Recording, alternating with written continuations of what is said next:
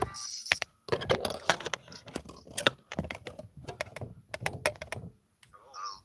Yes. Assalamualaikum. Walaikum assalam. Are you a Muslim, my friend? Yes, I'm Muslim. That's wonderful. What do you think about the title of our video? Did you see the title? The title Yeah, of the video of our podcast today. Why Muhammad is needed plastic surgery to be done by Allah? What do you think about this? what plastic surgery. Okay. You do not hear about the story when Muhammad, Allah, he sent two angels, they cut his chest Is that and they took his heart off and his belly and his stomach and his liver and they washed him with the water of Zamzam. You did not hear is the that story? plastic surgery? It's Is that plastic surgery? yeah, because what is plastic surgery? Explain to me. Plastic surgery is on the face. You do what? No, plastic surgery. You do the boobs. They never heard that women they do plastic surgery for their breast, Yes, for beauty. for beauty. Okay, what Muhammad did it for Okay. what? It's for something else. What else? Like what? Give us an example. What is the purpose? You said it cut his chest open. Yeah, they cut his chest up for what reason? Put something inside. They put something inside. What they put inside? As you said, it's wisdom. They put wisdom. So this is plastic surgery. It's a modification for wisdom, right? They have modification for the wisdom. So his wisdom was bad to the point Muhammad needed a surgery in order to install some wisdom in his chest to make him better, correct? Yes. Okay, so do you believe as a Muslim that wisdom it can be installed by surgery? Maybe. By the way, I have a surgery before, that's why I'm very wise. But as you see here, it says that they install a dish of wisdom and a dish of faith. And not only that, it says here that after they cut his chest from the top of his throat all the way down to his testicles, the angels they brought a golden tray contain a gold bowl full of belief and wisdom. So do you believe that wisdom and belief they come in dishes? You're talking about angel, right? Yeah, it doesn't matter. I mean, yeah, the angels they brought Yeah. a dish of wisdom. Can you So see angel? no, but we can see the golden belief, the golden dish. The golden dish is a golden dish, right? Can you So- see the dish? Well, yeah, Muhammad he saw the dish because this is what Muhammad Yeah, described. Muhammad is a prophet. Oh, okay. So Muhammad he can see it. We can. It's an invisible dish for us. But it's visible Yes. for Muhammad. Okay, but it doesn't matter. Yes. Since when wisdom and faith and belief they can installed and they come in dishes. What the point of saying how many kilograms you think inside that dish of wisdom or faith? Can you see belief? No, this is why I'm saying to you how you can bring Can you belief. see wisdom? So Can how you see angel? thank you very much. You can see everything. So how you can put them in a dish? This is the work of angels. No, but You it can says see here, angel. you see You can see angel. You my- can my- see dish. You no, can my see friend- wisdom. You my can friend, see nothing. No, I can see angels. It proved that many people they saw angels. This is not a Not really. Yeah, it's really only Muhammad. Nobody saw his angel because he's a liar. So you must be same class as Okay, hold on. Muhammad. Okay, I want to go with you. So regardless if you can see it or not, it says that this is a dish of wisdom and dish of faith. Why Muhammad needed a surgery Yes, to install a dish of wisdom and faith in his chest? What's wrong with him? because he's a prophet. He needs that. So He needs the angels to put all the wisdom inside him. He needs, So in Islam, in order to be a prophet, we have to do modification for you by making a surgery, installing some wisdom and faith. So you can be a prophet, right? Yes, this is Islam. Okay. Can you show me any other prophet this surgery happened to him like this? The surgery happened to Isa? Isa, Mhm. Isa is lower than Isa- Muhammad. Isa- Muhammad is the highest. Oh, only this is a surgery only for the highest, right? Yes, yes. So not all prophets they have the surgery. Only if you are very important, the surgery will be done for you because it costs a lot of money. Yes. Right. Yeah, if you do the two other prophets, then they will be same rank. This is Muhammad is the highest rank. Okay, I see. I mean, you got the point here actually. Actually, this is very wise of you. I don't know if your God he installed some wisdom in your chest too, but don't you notice here that this doesn't mean that Muhammad was a fool man to the point we needed to do a surgery for him to fix his foolishness? No. So why we need to have a wisdom surgery if he was wise? No, it's not wise. He's not wise, thank you very much. So Allah, he needed to make a surgery for him to fix his problem, which is foolishness. So he sent two angels, and they cut his chest, they made a plastic surgery, and then they brought a dish full of faith and wisdom, and they inserted even, did you notice with me that they insert the faith and the wisdom, they stuffed his chest and his throat, blood vessel with it? Is that true?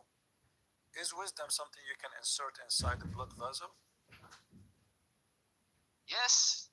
So you Muslims, your wisdom is in the blood? Anyway.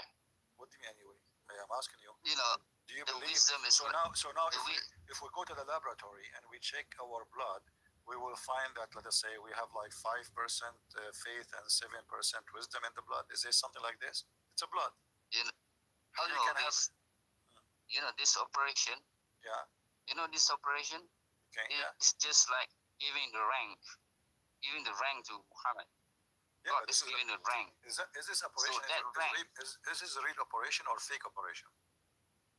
It is done by the angel. Okay, the angels. So the angels now in Islam, their job is to do operation for the fool one like Muhammad, so they can be wise. Correct? No, that is only one time done by Jibril. No, actually, done twice. I can show you the hadith. It says twice. Once when he was a child, and once when he was old. Okay, twice. Okay. So your prophet. First he's a corporal, then now he's a sergeant. All right, my friend. So first time they made a surgery to Muhammad to fix his problem. Looked like the surgery was not successful and his boobs are not getting big. And then they made a second surgery to fix the first surgery. So why your God, who you Muslim you say, if you want something to happen, he say B is going to be. Why he don't say Muhammad be smart? What is the point of surgery? There are times where you need to say B. There are times when you need to go through the process. Okay, so this is the process. Okay. Just to show. Now let me ask you, after they did the surgery for Muhammad, Muhammad became wise or became stupid? Should be wise. Okay, so what is your education, my friend? Do you have education? Master degree. You have a master degree? Islamic study. Master degree. You have a master degree? Islamic study. That's wonderful, man. That's amazing. Okay, then, as long as you have a master degree in Islamic study, your prophet, a woman, she came to him, and because of his wisdom, a woman, she have a man who is looking at her in a dirty way. So your prophet, he said to her, give him your boobs, let him suck it. Do you think this is wise to ask a woman to give her nipples to a strange man to suck her? And this after the surgery? That's the reason for it. The reason, as you see in front of you, the hate in front of you. The husband is jealous because the guy is looking at her in a dirty way. And he is a man who is coming inside the house and he is jealous. So the prophet, because now after the surgery he became wise, as you said, he advised her to give her nipples to the guy, and that will solve the problem. What do you think about this wisdom? It's logical. It's logical. So if I want to visit you, my friend, hold on. If I want to visit you, bring your milk from a woman, then she's just like no, she don't have a milk. She's an older woman. Women, they are not goats. Women, they have milk only if they have a baby. They did not suckle her milk. What milk? She have no milk, and she is a man. She's an old woman, and he's a man. So he ordered her to suckle him, which means to suck her nipples only, and she have to do it 10 times. If I want to go to visit you, with my respect to your wife, I'm not trying to insult, don't take me wrong, please. And you want to practice the wisdom of your prophet with me, are you going to allow your wife to give her nipples to me? I'll let you as my wife. Yeah, but I mean, if your prophet, he says that, I mean, why you would not do so? Are you saying this is stupid? No, I'm jealous. So your prophet, when he said that woman, supposedly he was fighting the jealousy of the man, of the husband, but you said you will get jealous more. So your prophet was a fool when he said that, according to you. No. You just said you are jealous. You will not let your wife do that to me. But the That's guy this. here, yeah, but here the husband is jealous from the wife because there's a man he's entered upon her house, and he don't like that. So Muhammad, he wanted to stop the jealousy of the husband by doing the suckling, and you are saying to me you will not allow that because you are jealous, which means it's not working. Not stop the jealousy. It's not stopping the jealousy. So stop what then? It's preventing. What is the point? Preventing your wife from seeing the man. Preventing my wife from seeing a man by giving her boobs and he suck her nipples. He is not. Yeah. She is not seeing him no more now. He is in her lap. In order for a woman, in order for a man to suckle the nipples of a woman, he have to put his head in her chest, my friend. He is not now seeing her only. He is hugging her. He is touching her. He is sucking her. What are you talking about? Oh, you don't understand. No, explain to me. Okay, what the point of a woman? I go to her house, and her husband, he said, if you want to see my wife again, I force you to suckle her 10 times. What is the wisdom in this? No, teach no, me. You would say that. What is what your prophet said? Prophet preventing the man to let his wife see the man. No. What do you mean prevented her? He allowed her by doing that to see him alone more and more. And now he is forcing the man and the woman to suckle from each other. So now we have a very hot relationship. You see, you fail to explain to me the wisdom of your prophet. Obviously, he's not wise. He's being a foolish man. What do you think? He is saying that so that the man won't let his wife. Okay. If this is wise, why you don't allow your wife to do that? Why you don't yourself? You don't allow your wife to do what your prophet said this is the best. Why you don't do that? Because I don't want my wife to see the man. Because I won't let her suck the man. Well, but she will not suck him. He will suck her, my friend. This is nice. Don't you think this is nice? Because now you will be. But the husband, you will be. You will be here. Like, don't you see that Muhammad here is being very open-minded? He teach you to share the boobs of your wife with stranger men, which is very nice. Otherwise, explain to me what he did here. Why he's asking the women to give her boobs to a stranger. I mean, many of us, we are hungry or thirsty, and we want to suck sometime, like anything. So, like sometime I suck, like a Pepsi Cola. But for sure, nipples of a woman, especially if she's pretty, I think this is better. So your prophet here is wise, I think. What do you think? He's wise or he's being a fool? That is indirectly telling the wife not to see the man. What would not see the man? He's saying to her, suckle him. Not to see the man by giving her boobs. So are you saying to me, after he suck her boobs 10 times, he will not be allowed to see her? No. So what the point? Explain to me why he said to her, suckle him. The woman, she said to him, as you see in the screen, she said, how I'm going to suckle him and he's a growing man. Even the woman, she was surprised. How I'm going to suckle him and he is a growing man. He's a man. He's a mustache and a beard, So, exactly. So why he said that? Why? Explain to me exactly. She was surprised that Muhammad is saying such a thing, and exactly this is crazy. So explain to me what the point. The husband is definitely not going to let his wife let the man suckle. So you are saying to me the husband would disobey the order of the prophet? Because the prophet, he said something stupid. Are you saying that, my friend? Are you insulting the prophet now? No, the prophet said, if you want to let a man see your wife, you have to let. My friend, did your prophet say, let him suck your nipples? Yes or no? Yes. Okay. What is the reason to make a Muslim woman give her nipples and her breast to a strange man? I'm listening. Go ahead. Did he let his wife do it? Yes. He ordered her to do, and not only that, actually, even Aisha, after that, she ordered her nieces to do that. Because Aisha doesn't want the man suckle her. So why? What the point? Why Aisha, in the time of Aisha, after that, Aisha, if anyone want to see Aisha, he have to go to the secretary room, which is contain her sister and her nieces, and he sit in their lap, and he start suckling their boobs, which is very nice. And this is why Aisha office was very busy. Everybody wants to see Aisha. So what kind of religion this religion is? This is wise, my friend.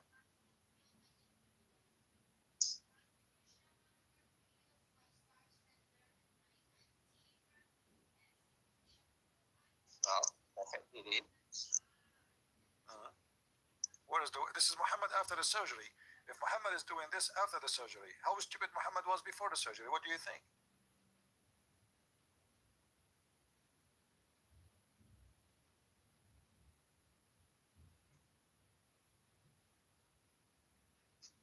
Are you calling a friend or something? You want to call a friend? You have a master degree in Islamic studies. Are you sure? Okay, my friend. As long you have as long you have a master degree in Islamic study, and you said your prophet he became wiser. Now your prophet he said in different hadith. Forget about this story here.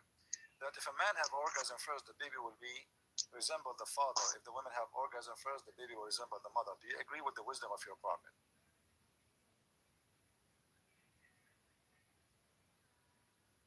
Do you agree with the wisdom? Your prophet said that the man water is thick and white, and the women water is thin and yellow.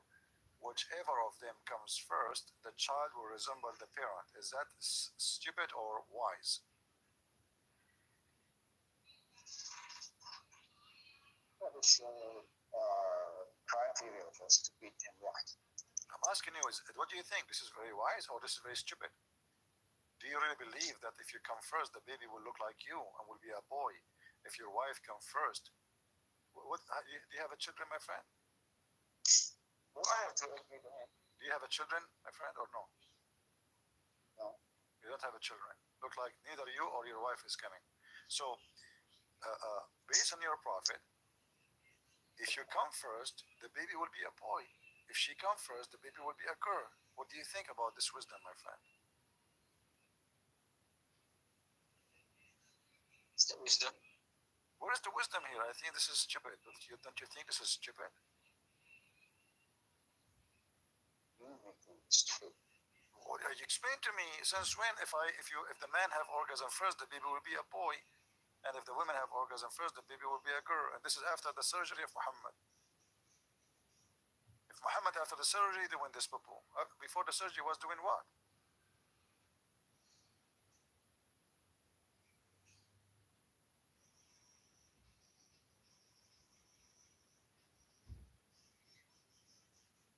What do you think?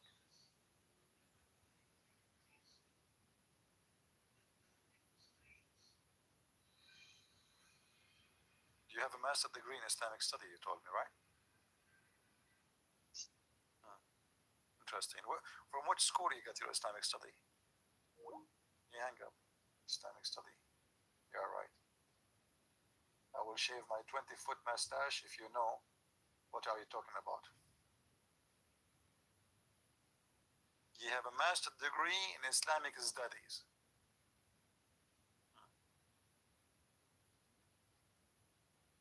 You hang up. You decide to flee.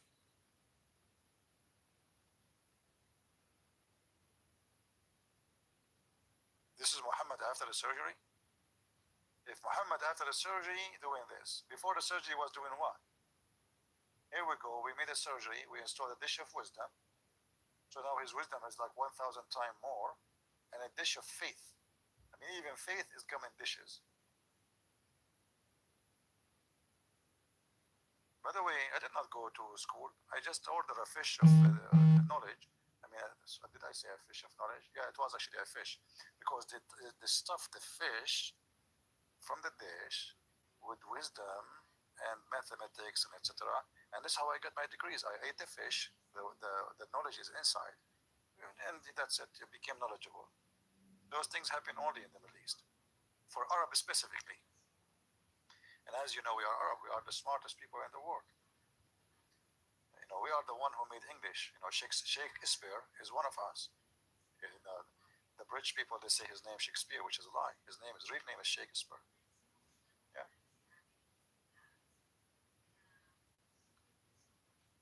Who is a Muslim would like to give us a call about the plastic surgery of his prophet and what was the purpose of it?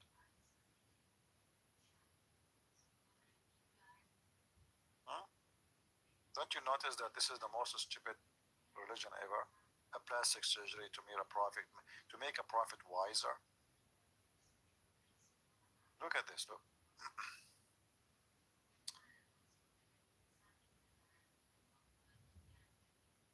Jibreel So those angels did not talk to him, to Muhammad, till they carried him and they placed him beside the well of Zamzam. I wish I am very good in making cartoon. I will make a cartoon about this. From among those angels, Jibreel took charge of him. Here we go. This is the head of the surgery. This is the surgeon. Jibreel cut open the heart, the part of his body, between his throat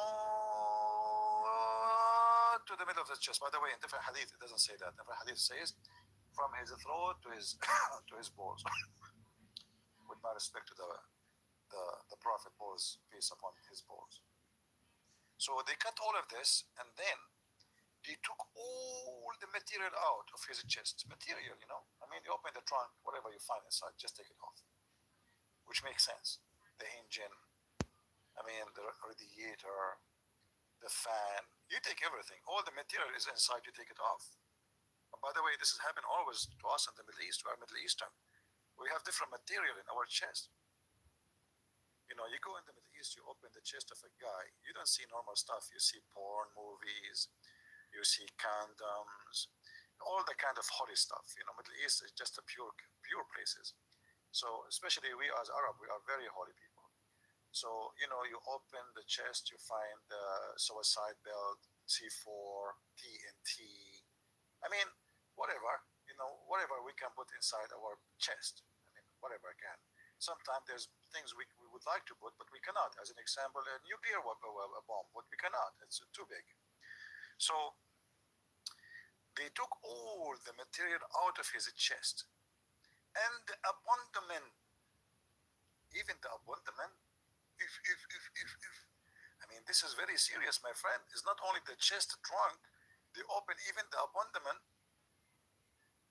And by the way, the abdomen is very dangerous surgery. Only angels of God can touch that area, especially an Arabian abdomen, because you know we have a C4 trigger there. You touch it, like boom, that's it. You are gone. So you have to be very skilled angel, because we are different from other people. You know, we have to be honest about that. So they cut the abdomen of the Prophet, and then they wash it with the water. It's called Zamzam. I mean, it's not Zan. It's not CC. It's not Fi. It is Zamzam. Don't ask me what does that mean. Allah knows best. From Zamzam water, because there is no way they will wash his chest from different water. It would have to be Zamzam. This is holy water. And then they wash it with his hand, and they clean inside his body. And by the way, this is a very effective, because if you want to try to install something, what if there is some bacteria or maybe a rat hiding there or something? You have to be sure that it's empty and clean. So they wash inside his body. So his body now is totally empty. He have no heart. He have no abdomen. There's nothing. It's gone. The liver is gone. The lung is gone. I mean, everything. The whole trunk is empty. True story. Guys, don't forget to buy some popcorn if you are going to stay here for long. I mean, isn't it obvious that this is a true story?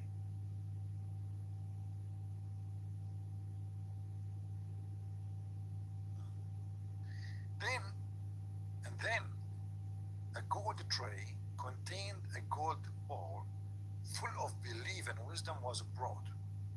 And then, look how many then there is. I mean, look at the then, because there's stages. They were trying to tell you that it did not happen right away. It took time, a lot of time, surgery, very dangerous surgery. You can imagine now, like the heart of the Prophet, they put him in the side, and his heart is like boom, boom, boom, but he's not dead. Imagine. I mean, you cut the heart out, you put it out in the side of the road, but still the heart is alive. I mean, it's a miracle. But you cannot understand this. This is only angels like us, Jibreel and my cousins. We are cousins, you know, Arab. So we understand this stuff. People like you, I feel sorry for you. So here, then Jibreel stuffed his chest and the throat blood vessel with it. You see, they did not notice with me here how much the details is very important. Do you notice he did not say he put the wisdom inside? He said he stuffed. Did you notice that?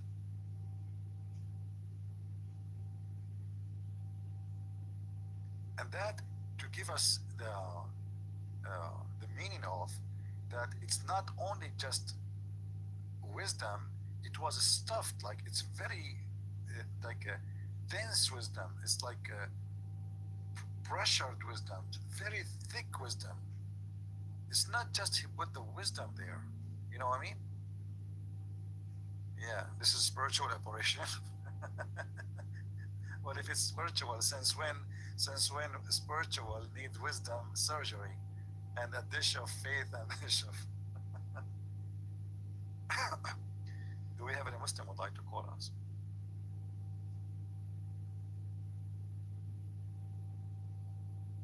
Do we have any Muslim?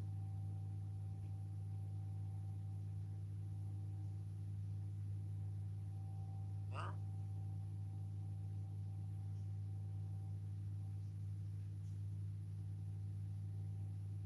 Who's a Muslim would like to call?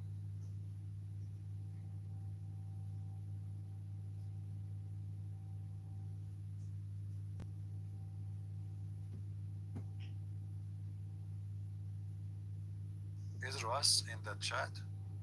Is Mr. Russ who keep calling me liar in the chat? Is he? No, I unblocked him. I unblocked him. Actually, I blocked him because he keep calling me even when I say don't call now. Wait. Otherwise, I like this guy. He's smart.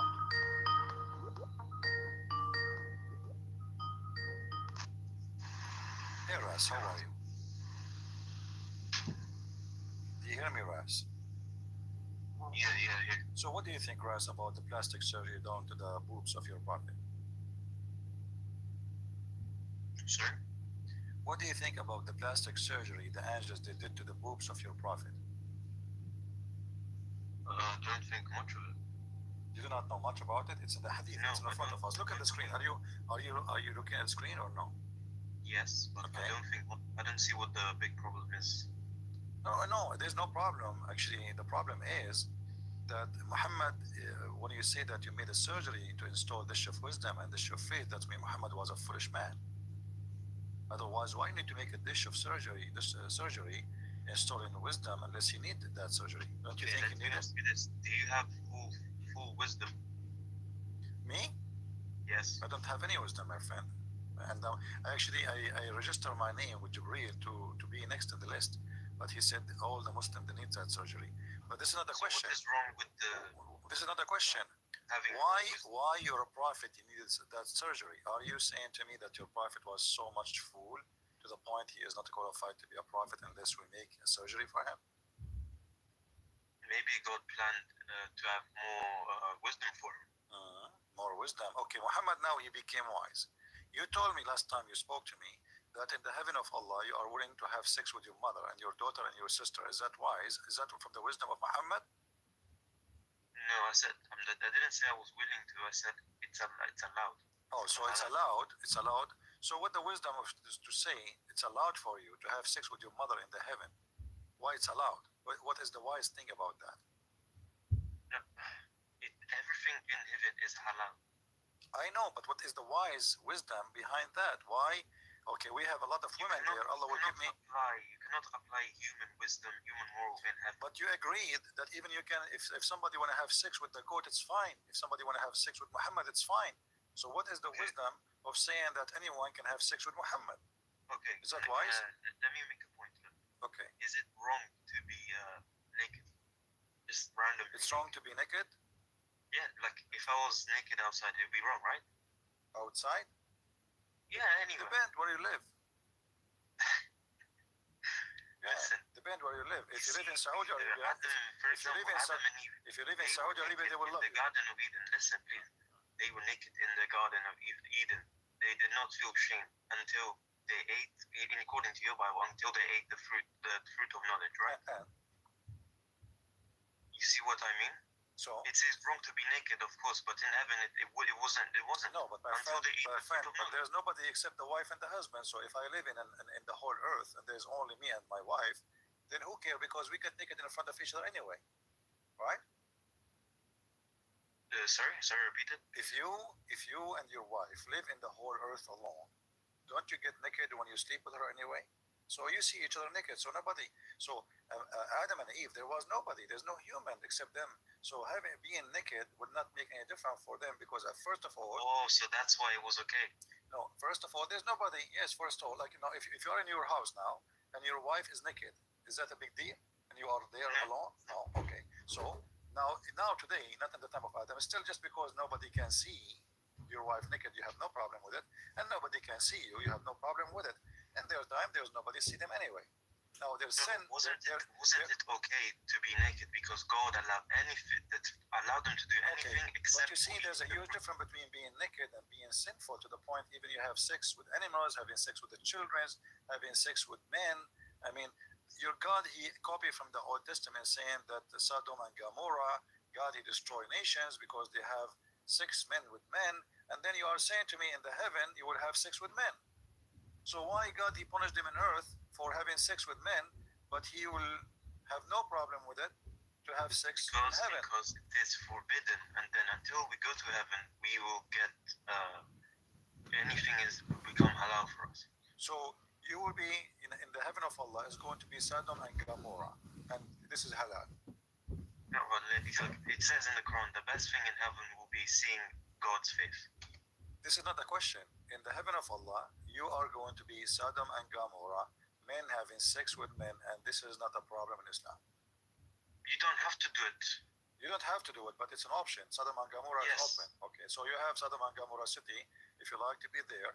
But the problem is that your Quran, your Hadith, your Prophet, he said that in the heaven there's a market where there's no buying nor selling except images of men and women. Yes, you like the image, you go inside the image and you have sex with it. So what if Allah, let us say, show you an image you like and an image of a man, he is very handsome. Don't you think Allah here is tempting you to have sex with men? What, in heaven? Yeah. What does it say you can have sex with men? It says. Like, I mean, you should. It doesn't say you should. No, it doesn't say. It says if you wish, right? Because as we know, some people are born. They are born as homosexual. However, in Islam, you are not permitted to be homosexual. You must resent those feelings, those actions. What homosexual mean? Being attracted to the same sex.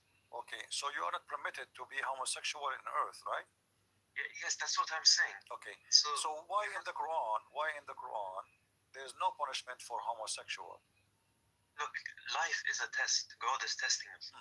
Okay. When we go to heaven, all our desires. So why Muhammad, he was a homosexual? Muhammad was not a homosexual. Okay, you want me to prove it to you? Go on. Did your prophet, he put eyeliner 3 times a day in his eyes? And you said to me, you are the one who said to me he wanted to be more beautiful? I don't think it was to appear more beautiful. It was to do what then? Why he put eyeliner 3 times a day in his eyes? I don't know. Some people in Egypt until today they put eyeliner on the eyes too. But this is about the eyeliner for women. No, eyeliner is very well known. It's for women to be pretty. He didn't do it. He didn't do it once, twice. He do it always. What about if a man he wear women clothes? Woman clothes. Yeah. Is he a gay? It will be cross-dressing, I guess. So is that what make him a gay? Depends on the context. Why he did it. What context? If somebody wear women clothes, is that a gay behavior or it's fine? Ilagay mo sa basura tapos If you ilabas mo just sa tell me like that kalsada. without any context, yes. Recycle tayo ngayon. So what is the context of your prophet wearing his wife clothes? Where does it state that he was wearing a woman? There's many places. Here we go, but this is one of them. It says that the prophet كان لابسا مرطى عائشة. He was wearing the dress of Aisha. Why he wear the dress of a woman? And not only that, he claimed that he never received Quran until he wear the dress of Aisha. You must read the text before the verse. Read it all. Read it all. Go, take your time. Yes. Okay. Because there has to be reason. Actually, the story here in front of us proving Muhammad to be a gay, because you will see that people, they came to Muhammad showing his ass, showing his legs, and he don't care. And then when Uthman he came, suddenly he decided to dress up properly. And Muhammad wearing his wife clothes, he don't care. But only when Uthman came, he dressed up properly and he changed his clothes. So he was naked. No, just in front of his wife. he's wearing his wife's clothes, which make it very short on him because his wife is a short woman. You know, she's a woman and she is young. So he's wearing, they have like a wide dress they wear, but it's very short, showing almost his ass. And he is laying down. And people, they come to him. Abu Bakr, he came, he did not change the way he is dressing. Umar, he came, he did not change the way he's dressing. Uthman, he came, he changed the way he is dressing. So Aisha, she said to him, well, Messenger of Allah, why did I see that you did not do that when Abu Bakr came or Umar came, but you did this when Uthman came? The Messenger of Allah said, may Allah bless him and grant him peace. He said, Uthman is a modest man. So as you see, Muhammad was not a modest man. Because Uthman was a modest man, Muhammad, he changed the way he dressed from women clothes to different clothes, and he is not showing his ass no more. So your prophet obviously is a gay. When Abu Bakr he come, Abu Bakr is not a modest, so they are homo. When Umar he came, Umar is not a modest, he's a homo. But when Uthman he came, he's a modest man, so Muhammad he changes his clothes. Do you know what modest mean? What modest mean? Modest, yeah, I know what it means. Okay, so that's mean Muhammad was not modest, and Umar was not modest, and Abu Bakr was not modest. And what make them not modest? Muhammad is sitting, showing his bum, showing his ass, wearing very short clothes of his wife Aisha, and he don't care.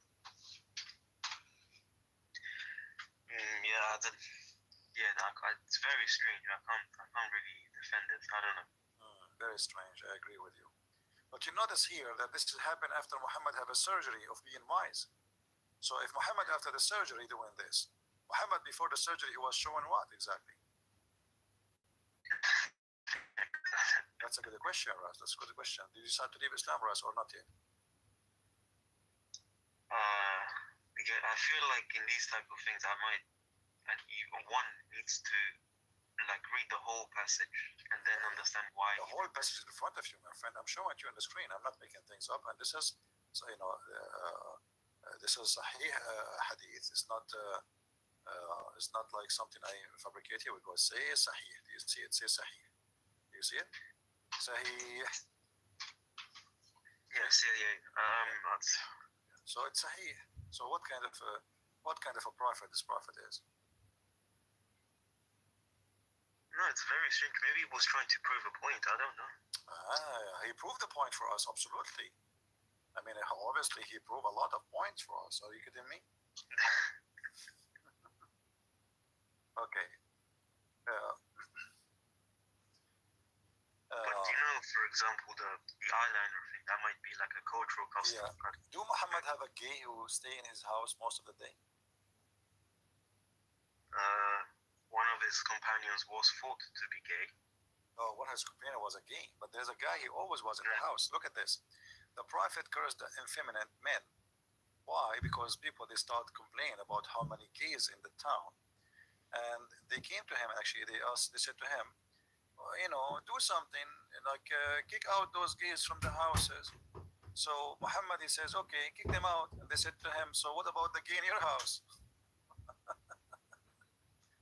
Sir, what? He said to them, kick the gays. They said to him, what we should do? There's many gays. He said, okay, what do you want to do? They said to him, order them, to kick them out. So they said to him, so what about the gay in your house? And here is it doesn't say gay, it says feminine. No, this is gay. In Arabic, this is the translation. In Arabic, it says mukhannas. Mukhannas is a gay. Here you will see that a gay imam, he was seducing the Muslim by showing his ass.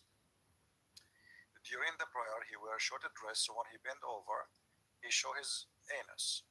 And you will notice here the Muslims, they came to complain to the Caliphate Uthman, and they said to him that this is a leader of temptation, he is tempting us. I want to ask you, my friend Ras, if a man, he is wearing no underwear and he bent in the front of you, do you get tempted? No. So why the Muslims are getting tempted unless they are gay themselves? I think they were tempted to put clothes on him. No, they are tempted because this. What tempted? Because what are you talking about? They are tempted. They say they are tempted. They're right in front of us. So unless this is a gay society, it looks like everybody is a gay. The Imam is a gay. The Caliphate is a gay. The Prophet is a gay. And the men are tempted because a gay bending over in front of them. So supposedly here they are playing that they are the decent men and they don't want to be tempted. But obviously they are gays too, because if a gay and he bent over in front of you and you are not a gay, why and how you will get tempted unless you are a gay? Right? Yeah. I need to wait. Is this the passage right there in front of me? Yeah, it's in the front of you. You can put it in the back of you and you watch, but be careful. You know, there's many Muslims they are watching your back. If you go in the Middle East, by the way, Ras, I will advise you something. If you go in the Middle East and you drop like £1 or $1 in the floor, don't ever pick it up. That's very dangerous there. Why? Because Why? you will tempt the whole Muslim nation. They might jump on you. You never know what will happen. Oh my. So just leave it in the floor, or you can buy like a stick, the one you can pick up the dollar without going down. Because if you bend over, you are history. Say hello to your garage. No, it doesn't say he's naked. No, he's tempting them. He is a gay. He is a gay. He's tempting them, obviously, with his anus. What he is tempting them with? Why they are tempted? Okay, but how Okay, I will go with you. If he is not naked, how he tempt them by praying in the front of them? You tell me. What the guy is doing, he pray in the front of them. He's the imam. How they get tempted? Let us say he is wearing burqa. Show him nothing. Says we are afraid of being sinful and following him. Sinful and following him. Why? What is wrong with him? You see at the end it says what he is. Maybe they were immature and the position was. No, he is a gay. And then he said to them, it doesn't matter, pray behind him. So what? Then they said, okay, look like, in our opinion, we should not offer salat behind the feminine man, but look like we have no other alternative. That's mean we have no other choice. Because the Caliphate, he said, you do it. Now here, did you ask yourself why Uthman allowing a man to be a gay and he is leading the prayer of the Muslim Abdul? So that's so you answered your own question. It says, in our opinion, one should not offer salat behind a feminine person unless there is no alternative. So why the Caliph? No, it's not forbidden because the Caliphate. Don't do it unless you have to. No, the Caliphate. He said you do it. Same time, if they are, just to show you how hypocrite those people are. Is this guy is the only one who can be an imam to pray behind him? I mean, there's tons of people. Don't pray behind the gay. Do you need to pray behind this? This is the only gay. This is the only imam in the Islamic city. I mean, here we go. The Caliphate is there. Go pray behind the Caliphate. Why do you pray behind the gay? Yeah, but obviously they like it. They are making themselves look decent people. Same time, how they are tempted by. How they will be sinful by praying behind the gay unless they are tempted from, seeing something. Look what it says here. He is a leader of fitna, trials and afflictions. What a trial. They are going through a trial. Do you see it? Yeah. So they are being tempted by his ass. Look like this guy. He have a very nice ass. May Allah bless his ass. Yeah, you have a point, but if someone is gay, what can you do about it? No, it's not about what we can do about it, but I'm saying here that the religion is very homo, and this is why in the heaven of Allah, you don't have a problem to be a homo there too. Okay, if so, you believe that people who are homosexual they can change? No, I believe that you Muslims, all of you are homo at the end of the day, because it's an option for you. It's not rejected. because as long you consider it in the heaven, it's mean it's not bad and it's good for you. So this is how it is. Same time as we see. Okay, have you ever kissed a man down his belly? You're gonna bring that? No, of course not. Okay, why you said of course not? Is that disgusting? Yeah, pretty much. Why is disgusting? Why? I would never do that to a grown man. That's just wrong. Okay, so why your prophet he was kissing the man down his belly? No, maybe it was a sign of affection. I don't know. Affection. You know what? I will give you 1 week to practice that so you can follow the sunnah of the prophet because this is sunnah. Are you a Sunni? Yeah. A Sunni mean what? You Sunni, you do what Muhammad did. Let's see, we have a Muslim scoring. Hold on. Hello? Hello? Are you there, Abdul? Are you there? Why you call me if you don't want to talk? Are you there? Okay, forget it. I mean, have you ever heard of a stupid religion more than this? This is Muhammad after the surgery. After the surgery, he became wise and decent. He bought a dish of faith and dish of wisdom in his... Hello?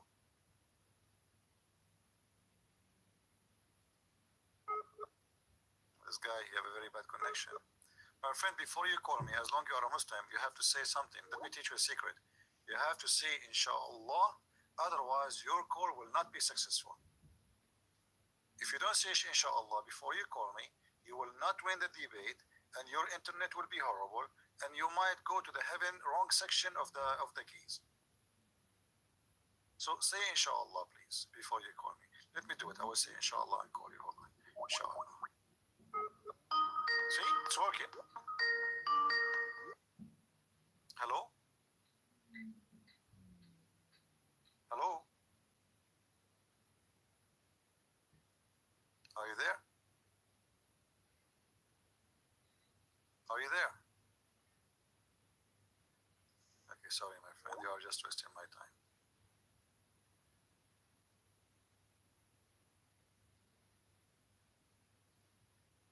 Do we have any Muslim here who would like to call us?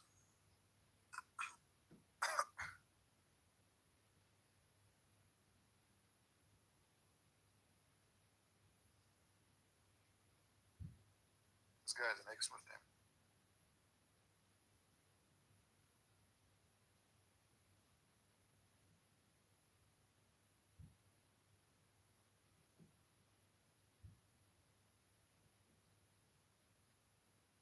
We got a bad connection, my friend, what I can do.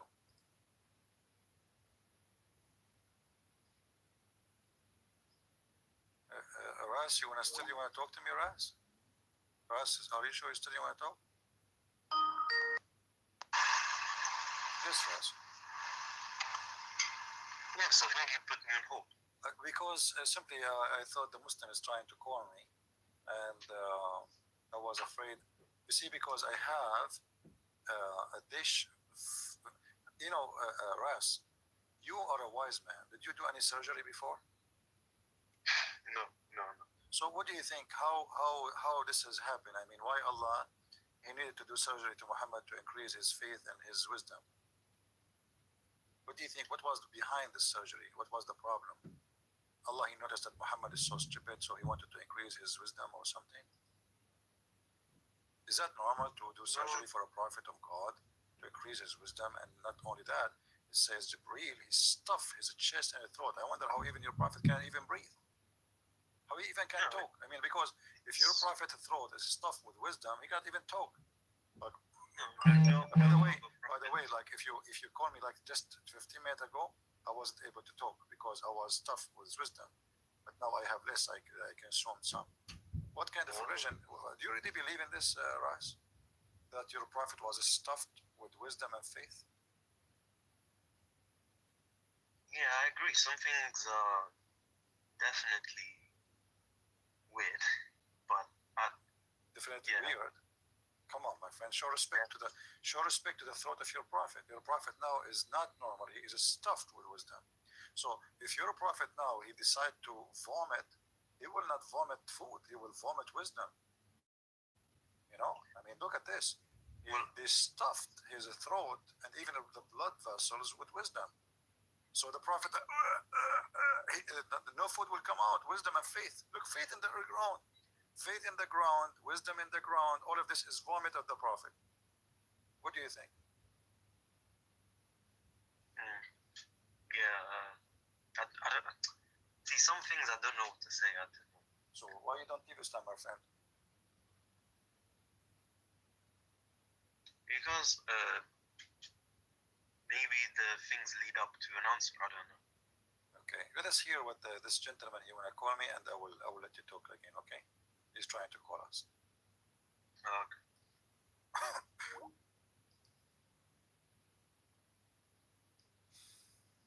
Lord have mercy.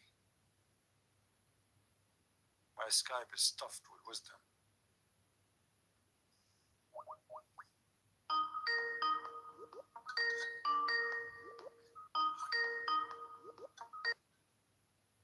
Hello?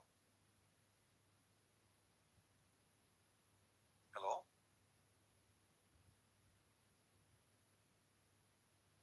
Are you there? Look like your connection is still bad, my friend. All right, sorry, I have to drop you. Maybe some other day you can call me. It's all right. As you see, guys, Islam is a very stupid religion. I mean, what kind of a story is a story? I mean, this is really garbage. And not only that, Muhammad, he went to the seven heavens, and maybe Ras is good in geography. Let us see what Ras want to say.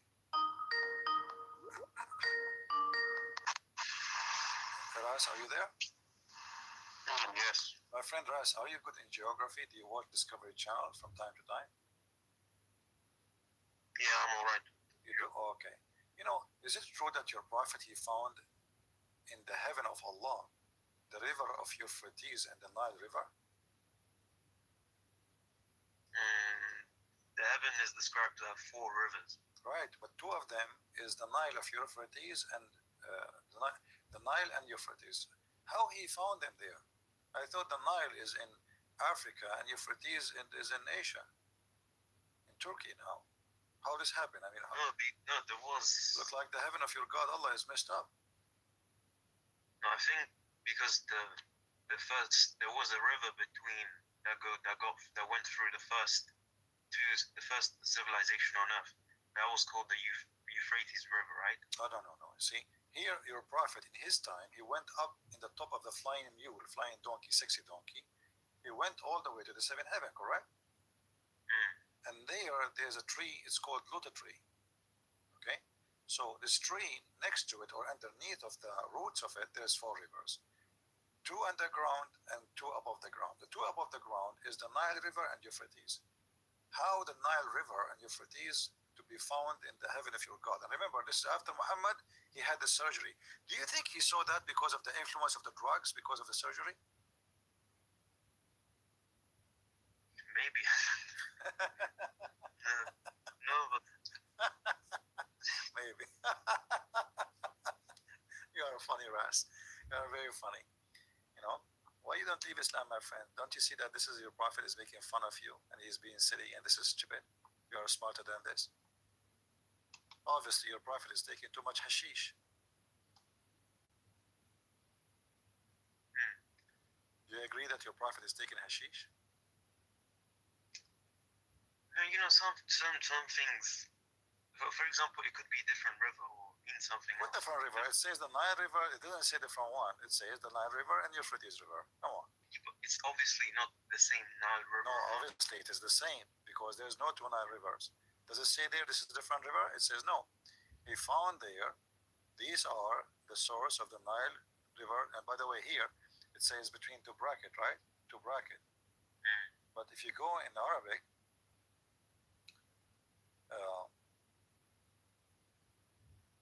it says فقال ما هذان نهران يا جبريل قال هذا النيل والفرات وأنصرهما. So those are running from the Nile River is coming from here, and the Nile River is coming. Euphrates is coming from here. But as we know that this is going to be true, because if Allah is out of the earth, so what Nile River is connected to this guy, to this one? How they are connected? What is the connection between them? Right? We can find the same story in many other places. See, here we go, like as an example. Your prophet he found in the river, and those rivers in the heaven. He said, the Messenger of Allah said, Shihan and Jihan and Al-Furat and the Nile are from the rivers of heaven. This is not the branches, or those are from the rivers of heaven. Do you see it? Yeah. This is stupid. This is too much hashish. Yeah, it's weird. I don't know. So what we will do now, me and you, Ras, why you don't leave Islam? Be honest with me. After all of this, don't you notice that this is stupid? There is embryotic evidence in the Quran. What does that mean? Embryotic, like how babies are formed. In the embryo. How the baby is formed in the Quran is very stupid, my friend. What are you talking about? In the embryo. Yeah, do you want me to show you? It's stupid. What are you talking about? It's the most stupid teaching ever. Your prophet, when he said that, he was taking not only hashish, he was taking something higher than hashish. Okay, what do you mean? Let's see what it says. And then you will see that your prophet was not under the influence of hashish. It was maybe cocaine. Overdose. This is the Quran, and this is your Islamic translation. Read with me. Let's see. Then we created the drop of clot. Clot here is a congealed dead blood, by the way. Then we created the clot, a tissue.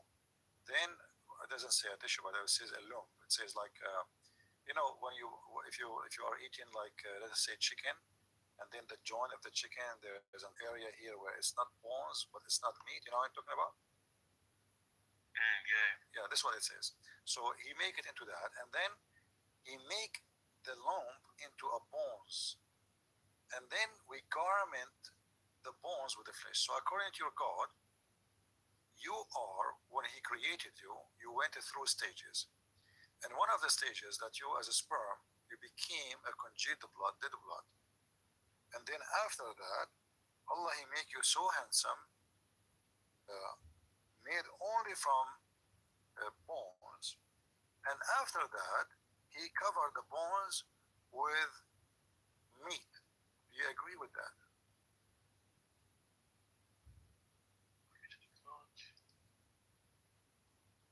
I guess now you look like this now. You are thinking about this hadith, this verse. Do you look like this? Be honest with me. No, but I'm talking about other I know, verses. but look at this. Your God saying that he made you bones, and you are now just bones. Like now you are thinking, you are reading what I'm saying to you, and now you are just bones.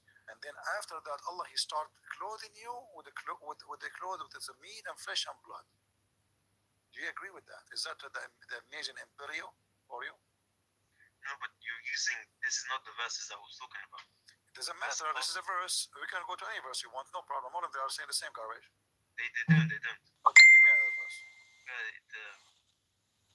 It says in the Quran, it says, He makes you in the wombs of your mothers in stages, one after another, in three veils. This is the stages in front of you. Same time, your prophet, he think that we stay inside our mother belly for 50 days as a sperm. How long do you think you stay as a sperm inside your mother, with my respect to her? Give me how many days, what do you think? Do you remember anything when you were a sperm? No. No, you don't remember anything? You did not take any selfie or anything? I don't. Oh, okay. Well, your prophet, he said that when you were a sperm, you stayed inside your mother belly for 50 days. I mean, your prophet here, after the surgery, he became so smart. He became Dr. Muhammad. Don't you notice here that Muhammad became beyond? Like, this is not about a person who have a PhD. This guy, he became a professor of the professor of the professor of the embryo. So you are inside your mother as a sperm now for 50 days. But as science says, that maximum sperm can live for 5 days. See, Muhammad is very close, by the way. The only mistake is just a zero, you know. So sperm can live inside the mother, inside the womb. The sperm will be in the womb. In the womb, the sperm goes to the womb. And in the womb, the sperm is taking vacation for 50 days playing volleyball. So how you explain to me Dr. Muhammad here? I believe Muhammad, by the way, he was going to be a very successful doctor in Zakir Naik's room. You know, Dr. Muhammad, he teach and Zakir Naik explain. He will say to them, Brother Dr. The Prophet said that if a sperm go inside the womb of the mother, it's going to stay in the womb for 50 days. And this is absolutely true. As an example, me myself, I stayed inside my mother as a sperm for 50 days and I have a selfie of me. Let me open the phone for you.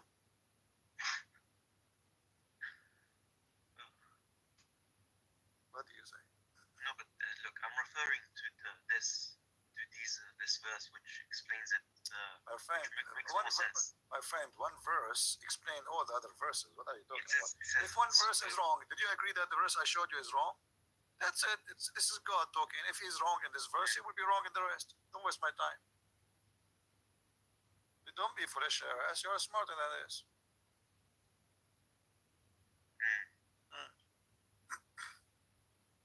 Well, I think all of those verses are clear. Can I read you? My friend, go ahead. What chapter you want? Surah 23:14.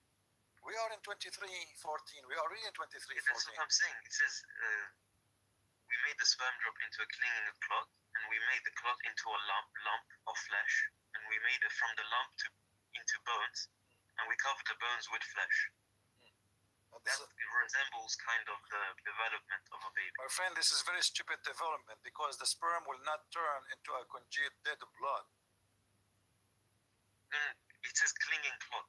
No, there's no way it says a clinging clot. Secondly, the sperm will not be a clinging clot because the sperm does not stay alive, my friend. The sperm go inside the egg, activate the egg, and then the sperm will be destroyed. There's nothing is called will be sperm will transform into a clot. It is the egg. It is the egg. No, it is the egg who will grow, not the sperm will grow. The egg. Ask anyone. The egg will start multiplying the cells. It's not the sperm multiplying itself.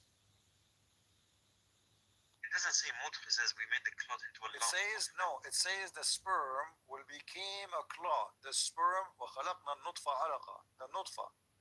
We made the drop of a sperm into a clot, and that is a dead blood. And then the blood became a loom, and then the loom became a bones, and then the bones was closed with the flesh. This is very stupid, my friend.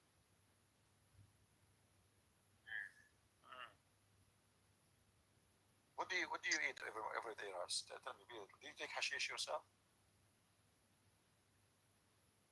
No, but because I don't know. There's no way you stay as a Muslim after all what I said to you unless you are taking hashish too. Do you see sometimes? There is no other reason for me to join another religion. Do you hear sometimes voices? Be honest with me. No? When you go to the bathroom, do you hear angels saying to you, "Oh, Ras"? Sometimes I do. Really? Okay. No, I'm joking. Yeah, because it happened to your prophet, by the way. Your prophet, he go to the bathroom, and then the angel he spoke to him, and he said to him, "Oh, Muhammad." Obviously, your prophet is you have a mental issue. I mean, the angel can't wait until the poor guy finishes his poo. This is not even fair. Yeah, but I don't have any other reason to convert to anything, any other religion, to be honest. No, my friend, I can convert you to different religion. You know, I can convert you to hippie religion. I mean, Muhammad is happy. Here we go. Already you are happy. You believe that in the heaven you will screw everybody. So what is left? You are happy already. Islam is happy. Your wife, she can give her boobs to anyone to suck at. You are happy. No, to be honest, I don't see what you have so much against the heaven, the description. I don't have anything against the heaven. I have something against stupidity. No, because okay, you keep saying because it's wrong because my friend, what kind of God? He said to you that this is a big sin in earth, and then he says to you it's okay to do it in heaven. That means he is stupid, because either it is bad or it is good. Because it's in bad and good does not exist in heaven. No, it is exist, because in heaven too, people they can do bad stuff. People they can do crimes too. Human being is still a human, but all what you did now, you just told them go and do whatever you want. Just do it. Go and have sex with anything you want. Just do get whatever you wish. So we can say that right now on earth. We do not need to go to heaven. You can say to me, go and do whatever you want, and people will start doing whatever they want, and that's it. And then I said to you, isn't nudity is wrong, isn't it? Depend. I said to you, depend. As an example, if you live in the jungle of Brazil, and if it is normally clothing, the way to clothe this way, it's not going to be sin. Very, very simple reason, because nakedness is not to be seen. It's not to be seen. If everybody dressed the same, hold on. If you go in a beach, even morality. If you go in a beach, it's not what you see, it's not how you think about what you see. So you are going to heaven of Allah. Let us say everybody is naked. But if your God, He made you to think about it in a holy way, then still you will not see people naked. You will see them as people. It doesn't matter if they are naked or not. But if you think about them naked in a sexual way, then this will be sin. So if I see, as an example, if you open the door of in your house, you have a daughter. With my respect to your daughter, hold on. Ras. In your house, let us say you have a daughter. I don't know if you have or not. I'm not trying to insult you. Don't take me wrong. You open the door of the bedroom of your daughter, and your daughter, she is naked. She just taken from the shower. Do you desire your daughter? No. Why? She is naked. She's my biological. But she is your daughter. So because she is your daughter, your brain right away blocked that idea. But she is a beautiful woman. She is a female. She is a woman. She is young. She is beautiful. But just because she is your daughter, you will never even think about it, correct? Okay. So the idea is not the nakedness will make you commit sin. It's what you think about the nakedness. So here we go. A female, beautiful female. She is young, and she is in the front of you. And you can rape her if you want. She is there in your house. Who can stop you? But you will never do that, because this is your daughter, and you block yourself from thinking about that immediately. But if you see different female who is not your daughter, she has the same beauty, the same height, the same age, and she is naked in your bedroom, you will think about her in a different way. So what is the different? The different is how we think. It is not different. It is because we are naturally made to procreate. At some point in your life, it doesn't matter how pure you think. At some point, you will have hormones. Those hormones will cause you to... This is the point. But you have a hormone, my friend. You have a hormone when you see your daughter too. Your hormone is not gone. Your hormone is there. You're still a man. You still can have sex. You still have a desire. Just because you block it, then it's a block. That's it. So you are in control. You decide what you want to decide. You want to do whatever you want to do. This is why you don't do it with your daughter, but you don't mind to do it with someone else. So the hormone is not the problem. The problem is what you think. What you notice is that your God, He make you think only about sex. You don't have it. You're free from that. No, you see, here we go, because Islam is a satanic religion. Because now you don't have morality. Heaven should be the land of morality, not the opposite. In Islam, there's no morality when you go to heaven. So you became more sinner from when you were in earth. Because we're already moral and real. My friend, there's no moral. Thank you very much. That's somebody trying to call. Let us try to take. I'm wasting my time. What moral? You told me, or the one who told me in heaven there's no morality. You forgot? Go on, watch your video. You said to me in heaven there's no morality. Zero morality in the heaven of Allah. What kind of religion is religion? Having sex with your mother and you have no more moral? What kind of God will say that to you?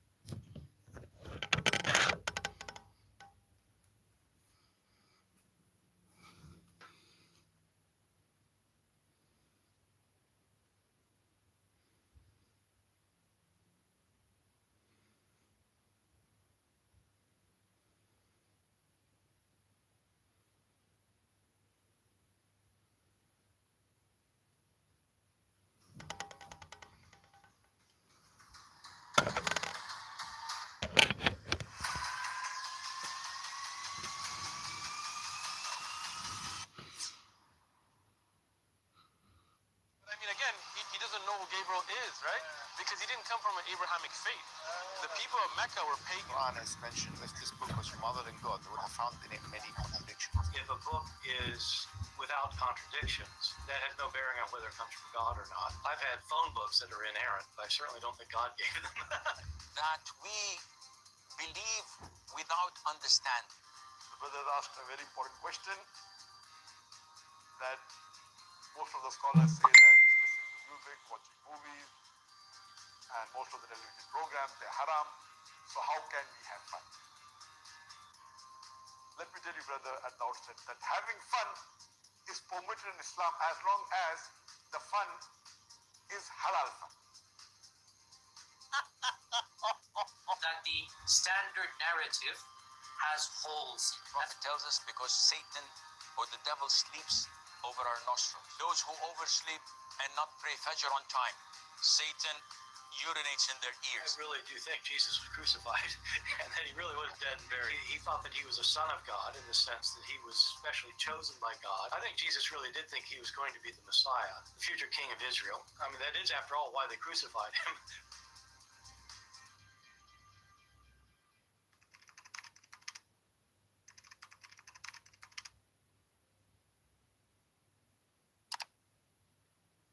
Alright, hello everyone, and peace of Christ all of you. Please invite your friends, and if you are a Muslim, invite your 4 wives and 60 kids. And today our topic is very, very serious. You know, Muhammadan, they remind me of Muhammad. When they lie, they forget what they said yesterday. If you remember, there's a verse in the Quran saying, any of our verses do we abrogate or cause to be forgotten, we will make something better or similar. But this idiot Zakir Naik, he always bring mockery into Islam. And today we are going to show you how the Quran Yuka, he referred, what the heck with this English? Now the Muslim, they will make a response for the fruit. They will say, Christian Prince, he said fruit. Where we can find the fruit in our reference? There's no fruit.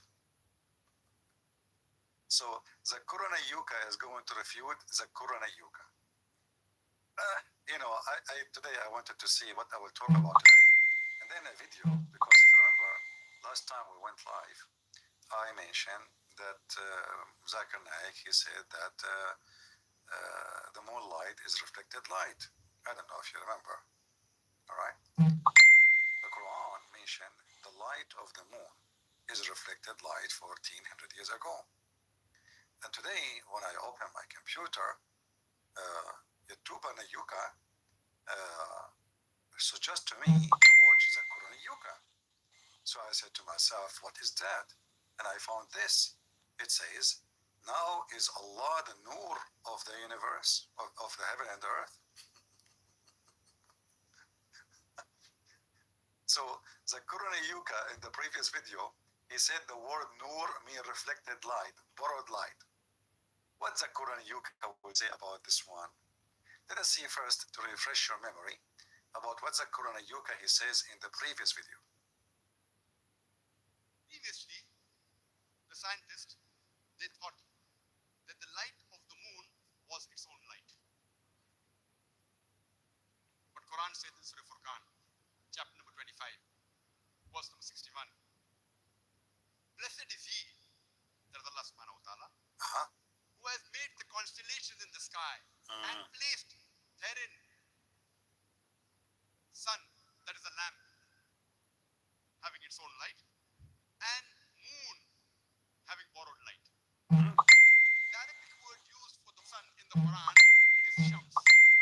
And its light is always described as Siraj, Wahaj, or Diya, which means a torch having a light of its own, or a blazing lamp, or a shining glory. Always the light of the sun is described as Wahaj. By the way, none of those words saying or mean that it has its own light. That's false. None. It's just describing how strong the lighting is. Anyway, The guy don't even speak Arabic, but he want to teach people what the word mean. But anyway, continue. Siraj or Diya, meaning a light of its own.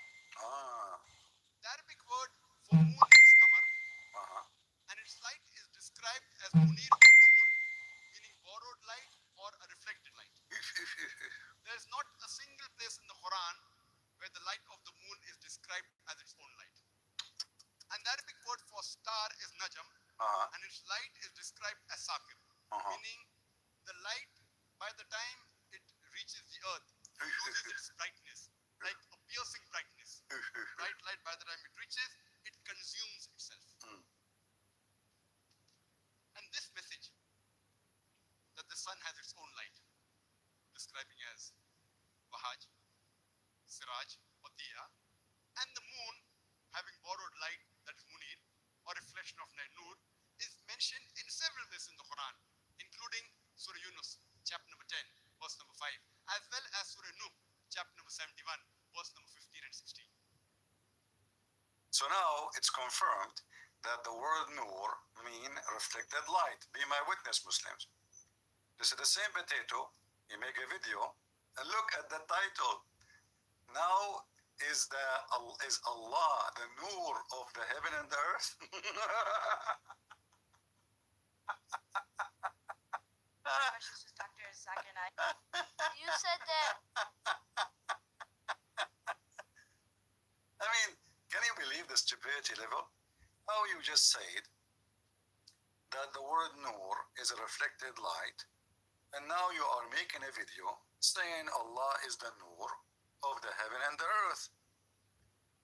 How he can be the Nur of the heaven and the earth if the word Nur mean reflected light and mean borrow light? So Allah himself, he borrow light, therefore he cannot be the light. Tell us how Allah is the Nur. Allah reflects light, and he's made a nur. A little kid got him busted.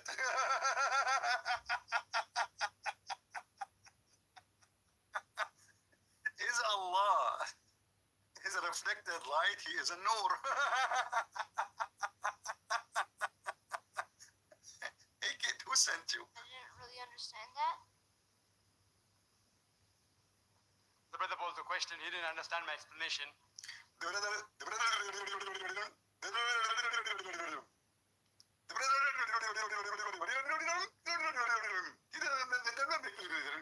the heck? I mean, you explained it very well, but you forgot he did that in the previous video. He made it so clear that the word Nur all over the Quran come as a borrow light. And now the kid, he is maybe 7, 8 years old, saying to him, is Allah reflected light?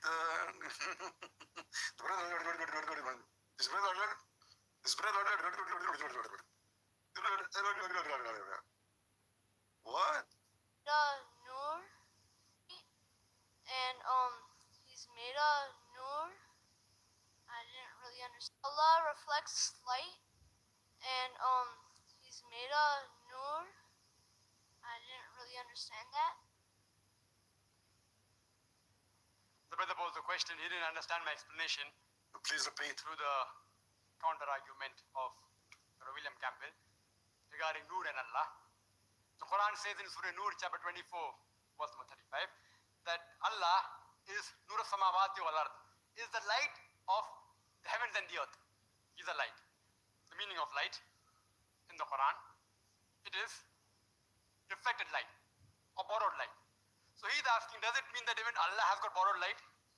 So the answer is giving further. If you read in the verse, it says that it's like a parable of a niche. In the niche, there is a lamp. Hold on. How it's a parable of a niche, you stupid? If you said he is Nur.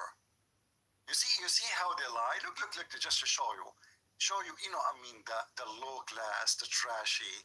He tried to save his ass from the embarrassment. Read with me. He didn't say the parable come after. And you find in the Quran all over. Chapter 5, verse 15, chapter 9, verse number 32, chapter 24, verse number 35. And this is the one he is quoting. But all over it says he is Nur. The parable come after. He said he is the light. He is the Nur of the heaven and the earth. And the parable, the example of his light is the following. So either you have to admit that you're a donkey when you say the word Nur mean reflected light, trying to make out of a mistake in the Quran as a miracle 1400 years ago, or the word Nur, as you said, it means reflected light, and Allah is reflected light. And if we read after, you will see it says Allah is the Nur of the heaven and earth. And then it says the parable of his Nur is the following. But you will notice even that is not his light, because here we have a lamp, we have a fuel, we have etc. So this cannot be your light. You see, if I have a lamp, that lamp is not the light of the lamp. No, it's not. It's what is burning in the lamp if we are using oil. If we are using electricity, this is the light of the resistance of the electricity. This is not the lamp itself giving light. Otherwise, without electricity, this lamp can give nothing. And the electricity have to have a generator to make the current run. And then we have a kind of a resistance. We use some material which is, when high resistance go through it, that cause a shiny light. So in either way, the Nur he used, and he confirmed in the previous video that the word Nur appear all over the Quran. All over the Quran. And always come as a word mean borrow light. Now when a little kid, he is 8 years old, he said to him, I don't understand how you say that Nur is a borrowed light, yet Allah himself is a Nur. You see, he is not saying his Nur is likeness, he said he is Nur. And that is all over the Quran. As you see, I'm showing you tons of verses. You see, not only here. Chapter 6:18. They want to distinguish the Nur of Allah. They want to distinguish the Nur of Allah. The word here is Nur.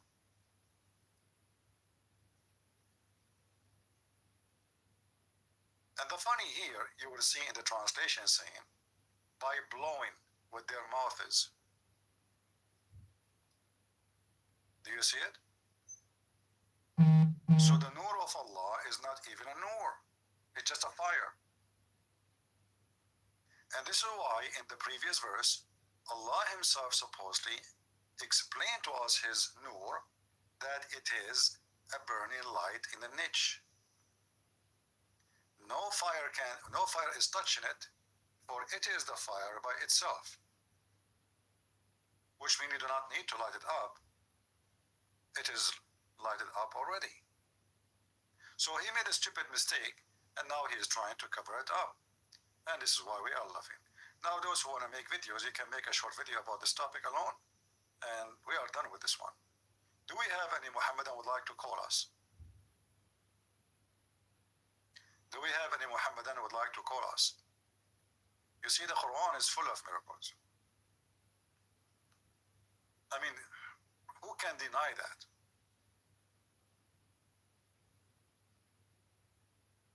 A lot of miracles. Nobody can deny. The earth, there are 7 earths as an example. Let us see the 7 earths. If you ask any Muhammadan, where are they, those 7 earths? 7 skies and 7 earths. If you remember, the Muslims, they try to make the atmosphere 7 levels. What didn't work with them, you know.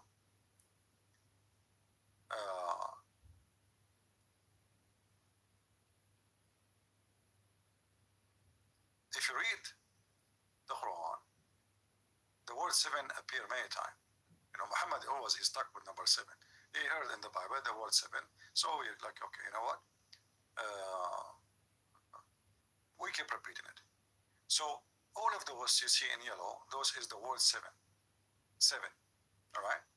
So Allah, He created in chapter 65, verse number 12, 7 skies and 7 earths. 7 skies and 7 earths. Who is a Muslim can tell us what is the 7 earths are? Do we have any Muhammad that would like to join us?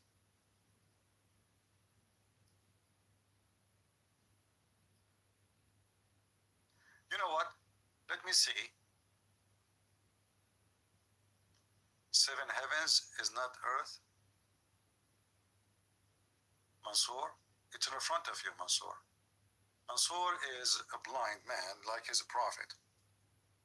He don't read what in his book. And actually it looked like he never knew what his book is saying. So look what Mansour is saying. Thank you, Mansour, for your smart opinion. You must be the smartest in the family. This is the answer of Mansour. 7 heaven is not earths. You need to read opinion of the Muslim scholars. It's in the front of you, Mansour. It says, He created 7 skies and from the earth similar number. Do you see it? Mansour, do you see it? And of the earth, similar number. Do you see the word number? So there are 7 skies and there is 7 earths. So don't tell me you bring a scholar. I am the scholar. Why you don't let your scholar call me so we can scholar together? Everybody scholar, everybody. I mean, in Islam, who is a scholar? You have to be an idiot, ignorant, and that they will call you scholar. You grow up here. You tell them eat 7 ajwa and eat naglaseed, and then call them and ask them about cylinder. He will say to you, cylinder is the enemy of Allah, and he tried to blow fire of Abraham. You are a scholar. Where we can find the 7 earths, and what is 7 earths? Remember, he created 7 skies. 7 skies.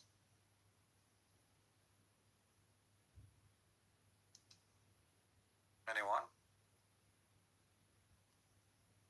You know what? What about we go and see what the scholars they say about the 7 earths?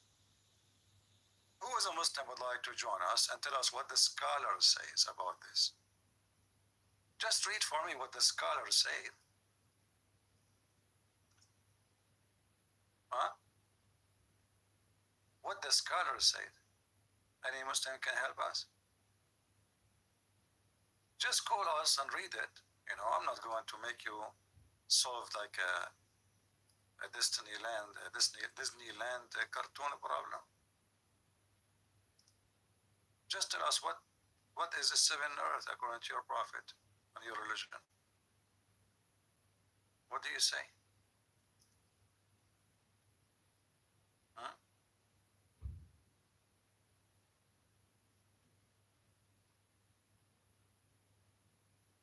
Muhammadan?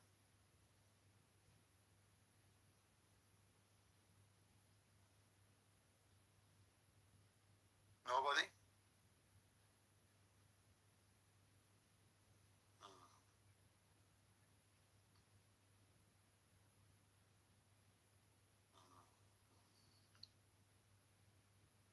Let us see. I mean, who can explain things better than Muhammad? What do you think, guys? I think Muhammad is the most capable person to explain things. Let us see. Hold on. I will see if I can find reference in English.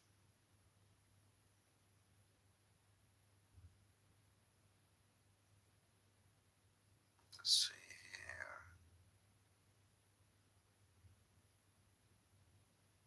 Yeah, maybe this one is not in English.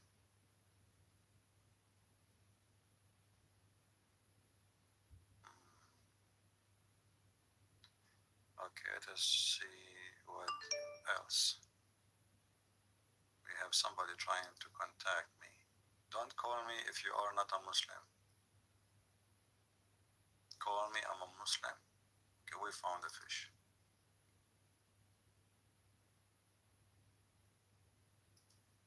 Let us see.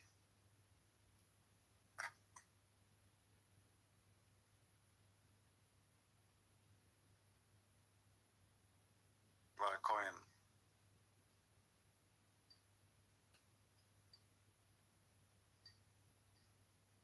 Is not answering. Answer, Abdul.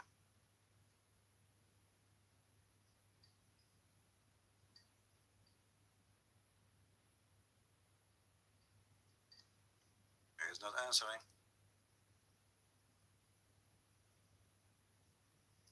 Let us call him again.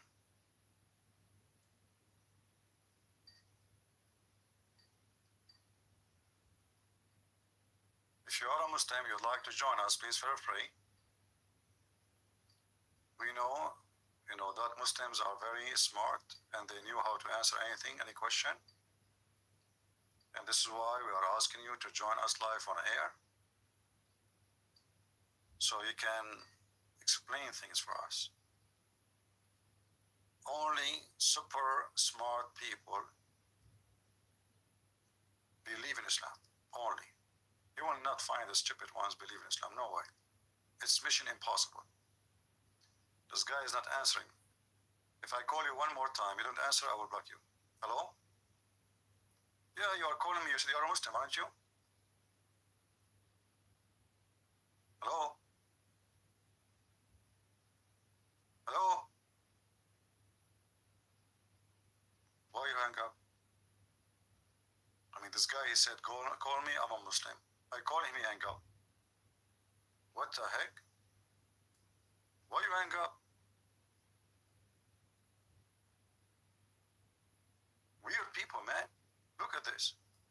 Call me, I'm a Muslim. You call the guy, he hang up. Let me call him again.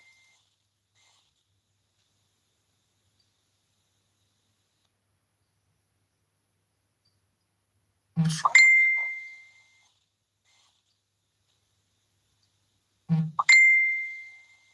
No, he's not answering.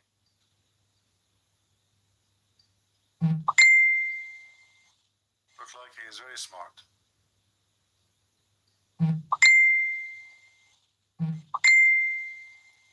Okay, forget it. Anyway, no need for drama. You don't want to answer, you don't want to talk. So why you text me and said I'm a Muslim, call me? What this drama is about? What the heck with people? You were excited a second ago, a second after, you are not. What you decided, you said to yourself, this guy is going to make me shish kebab, so you decide not to call? That's not nice of you, my friend. Be the man. Who is a Muhammadan can tell us what are they, the seven earths?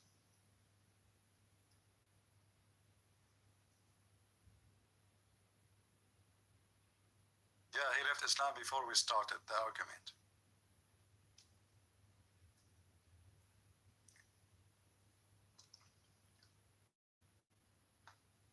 Any Muslim can tell us what is the seven earths? Are they above us or underneath of us?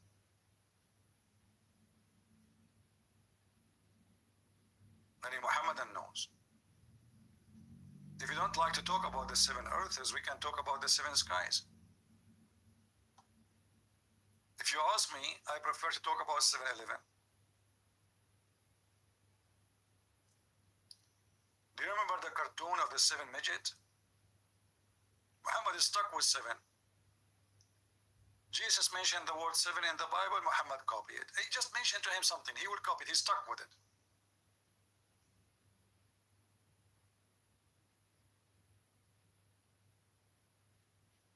Seven earth, seven sky, 72 version, and even 72 is taken from the Bible. Do we have any Muhammadan?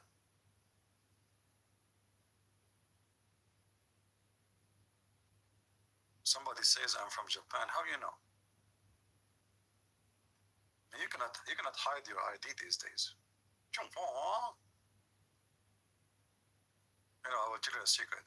You know, I used to be the emperor of Japan for 3 years, and then I made a mistake. You know, when you are the emperor, you cannot marry someone she is not from your level. You know, so I married the emperor of China. She was a female at that time, but because she is an emperor from China, she is not in my level. You know, Japanese are very racist. So they fired me from Japan, and then I became the emperor of China. That's why I changed my name, like to Chong Li. You know, everybody there, his name is Li. Anyway, so I mean, I have my brother Li, and you know, even the wife I married her name is Li. So I said to Li, "What do you think should do, Li?" She said, "Lou." She started speaking French because you know, in French you add Lou in the front. This is coming from the China. Lou, you should get out of here, because if you stay here, you know, this is Lou and Lee. If you stay here, the Japanese will come after you and they will like kill you. So I said, okay, you know what? I'm going to leave I'm not going to be the emperor of China. I decided to go to the seventh heaven, which is located in Somalia. In Somalia, I opened a pirate company. You know, I became the emperor of pirates. Business is so good. We hijack, you know, ships, free, like, you know, anything, like you just name it. We got a free rice, a free zucchini, free, you know, even kimchi from Korea, we got it for free. And then, all of those, by the way, are true stories. Then one day we went to do piracy with my men. I have a big army of pirates. You know, they are like 3 people. So I took my army, 3 people, and we went to attack a ship, but then the waves and the storm came, and then the storm threw us in an island, and then when we are there in the beach, we saw a woman. She is covered by hair. I asked her, "What's your name?" I was afraid she would say to me, "I'm Li," which means my previous wife from China following me, you know, because I ran away from there. And maybe she is like growing hair, so I will not notice her. She said, "No, my name is Jassasa." The second I heard the word Jassasa, I remember Prophet Muhammad, peace be upon him. And I said to myself, you used to deny what the Prophet said, and now here we go. Jassasa is right in the front of you. So I told Jassasa, "What do you want?" She said, "Either you convert to Islam now, or I will do something very harmful for you." I said, "What?" She said, "I will make you do ablution the same as the Prophet used to do." I said, "No, please." She said, "No. You have to jump in water, have dead dogs, and women bloody from period, and stinky garbage. Which one you do? You convert to Islam, or you jump with water, have dead dogs, and women bloody from period, and stinky garbage?" I said, "You know what? I mean, garbage and stinky garbage and dogs and etc. is way better than converting to Islam. Okay, take me there." She was shocked, like, you know, what the heck? He preferred to jump like the Prophet with stinky water and garbage and dead dogs, better than converting to Islam. Now she changed it. She said, "Okay, you know what? I just received a fax from Jibreel. No, we will not do that to you. You have to drink camel urine. Otherwise, you have to convert to Islam." I said, "What the heck? You know what? I will drink camel urine, but I will not convert to Islam." I mean, all kinds of torture. You can imagine, you know, Islamic torture. She said, "Okay, you know what? I just received another fax, so we will not give you camel urine. You have to eat 7 ajwa and then drink poison." Prophet Muhammad, he said, if you eat 7 ajwa and you drink poison, nothing will happen to you. I said, "No problem. I will eat 7 ajwa and I will drink poison, but I will not convert to Islam." She said, "No, hold on. I just received a fax. Look like all those things will not work with you. I will marry you to 4 women and you will have 4 mother-in-law." I said, "Please, I will convert to Islam. I will say Shahada right now. No 4 women and no 4 mother-in-law. Please. Please, just, you know, like," and then like she was the hope. Finally, we were able to convert him to Islam. You know, I was really like, what the heck? 4 women and 4 mother-in-law? What? No, convert to Islam is better. And then, you know, like I was naive, I did not know what would happen. So I convert to Islam, and they said to me, now because you're a Muslim, you have to marry 4 women. I said, but I convert because I will not avoid the torture of 4 wives and mother-in-law. They said, no, the Prophet says, my religion is the religion of ifin. So if you don't do ifin, you are not a Muslim. So anyway, I said to them, okay, if you all, and I decide to take a bicycle and I fly, and nobody, excuse my language. And then I went to a country far away in the New Zealand. New Zealand, the reason they call it a New Zealand because they're receiving news from Prophet Muhammad about what? About there's a guy, his name is a Christian prince, is coming to you. And this is why they call it a New Zealand. I was like the newest news coming to them. Before that, they never received news. I went to New Zealand. And then when I landed in the beach of New Zealand in the middle of the desert in Kuala Lumpur, I found like a lot of people waiting for me. They said to me, are you Christian Prince? I said, yeah. They said, okay, you know what? We have a scientist. His name is Darwin, and he is trying to make a study to see what is the origin of monkeys. I said, what does have to do with me? They said to me, aren't you relative to Prophet Muhammad? I said, no. They said, aren't you from the Middle East? I said, yes. They said, aren't you an Arab? I said, yeah. They said, so you are a relative. So they captured me and they took me to the guy. His name is Darwin, peace be upon him. Like they put me in a cage and he started making a study. He wrote, start writing down. Middle Eastern, they have a lot of fur. I said, this is not fur you eat it, this is hair. We don't have fur. Hello, anyway, he's just idiot, I don't listen to you. And then he says, Middle Eastern, they use their hands when they eat, which is true. I could not deny that, I said, okay, that makes sense, we do, And he's trying to find out like a similarity between us and monkeys, Anyway, so like, for sure this is a true story. What's wrong with you people? I mean, are you saying that you don't believe it? If there is anyone here, he have a doubt for a second, that my story is not true. What's wrong with people? I have witnesses. But at that time, a long time ago, all of them, they die, Hello? Yeah, my friend, you said you want to talk to me, you are a Muslim? So, okay, where are you from? I'm from San Francisco. All right, my friend, welcome from San Francisco. Are you watching us in I'm watching that now. All right, my friend. So you are from San Francisco. We are asking about where is the 7 earths and 7 heavens in the Quran? No. I wanted to correct you about the use of the word nur. Okay, what the word nur? Tell me, what is the word nur mean? It means light. Okay, but Zakir Naik in his video, he said, the word nur mean light, but as a reflected light. I'm not talking about what he's talking about. I'm talking about what I'm talking about. So do you agree with me that Zakir Naik is lying? No, I'm not even addressing that issue. Why you don't address it? We are addressing Zakir Naik's statement. Either he is a truthful or he is not. And you are a Muslim. And if you are a truthful, then you should say, well, he is not telling the truth. Very simple. I'm not going to address his issue. I want to correct you in what you said about the word that Allah borrowed light, or that nur. No, it's not me who said that, my friend. You get it wrong.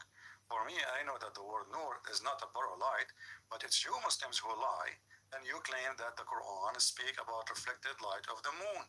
So when the Muslim lie, trying to make a scientific miracle out of the Quran, when the Quran using the word nur for everybody, nur for the sun, nur for the moon, nur for Allah, nur mean light. No, not nur for Allah.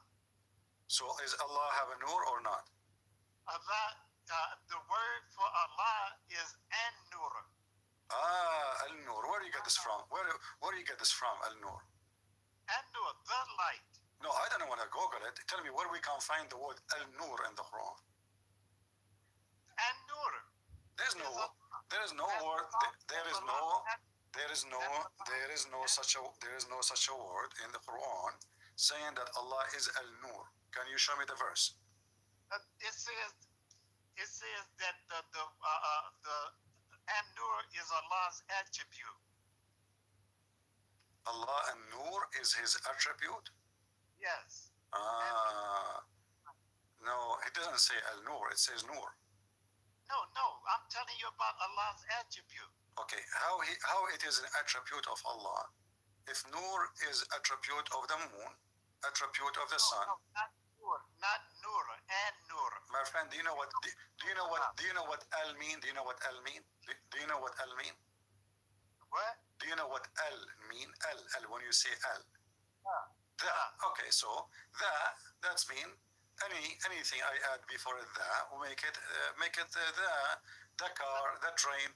That will not change the quality or the subject. That is just to say I'm talking about a specific thing. That's all.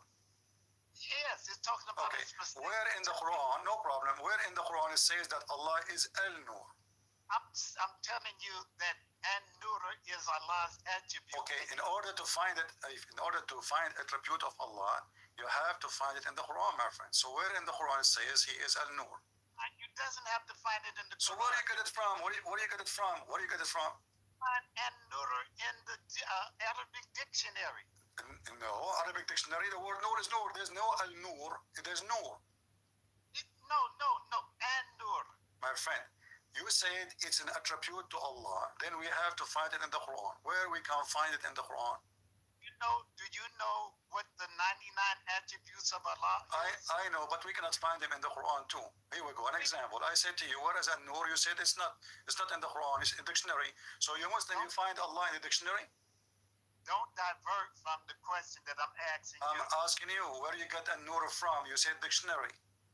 I'm saying I get the An-Nur from Allah's attribute. Okay, where is attribute of Allah coming from? You said to me dictionary. I said, is it in the Quran? You said no.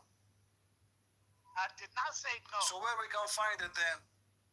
When you Muslim write the names of Allah and you say one of them is this and this and this, where do you get them from? You should get them from the Quran. Christian Prince, stop from the question.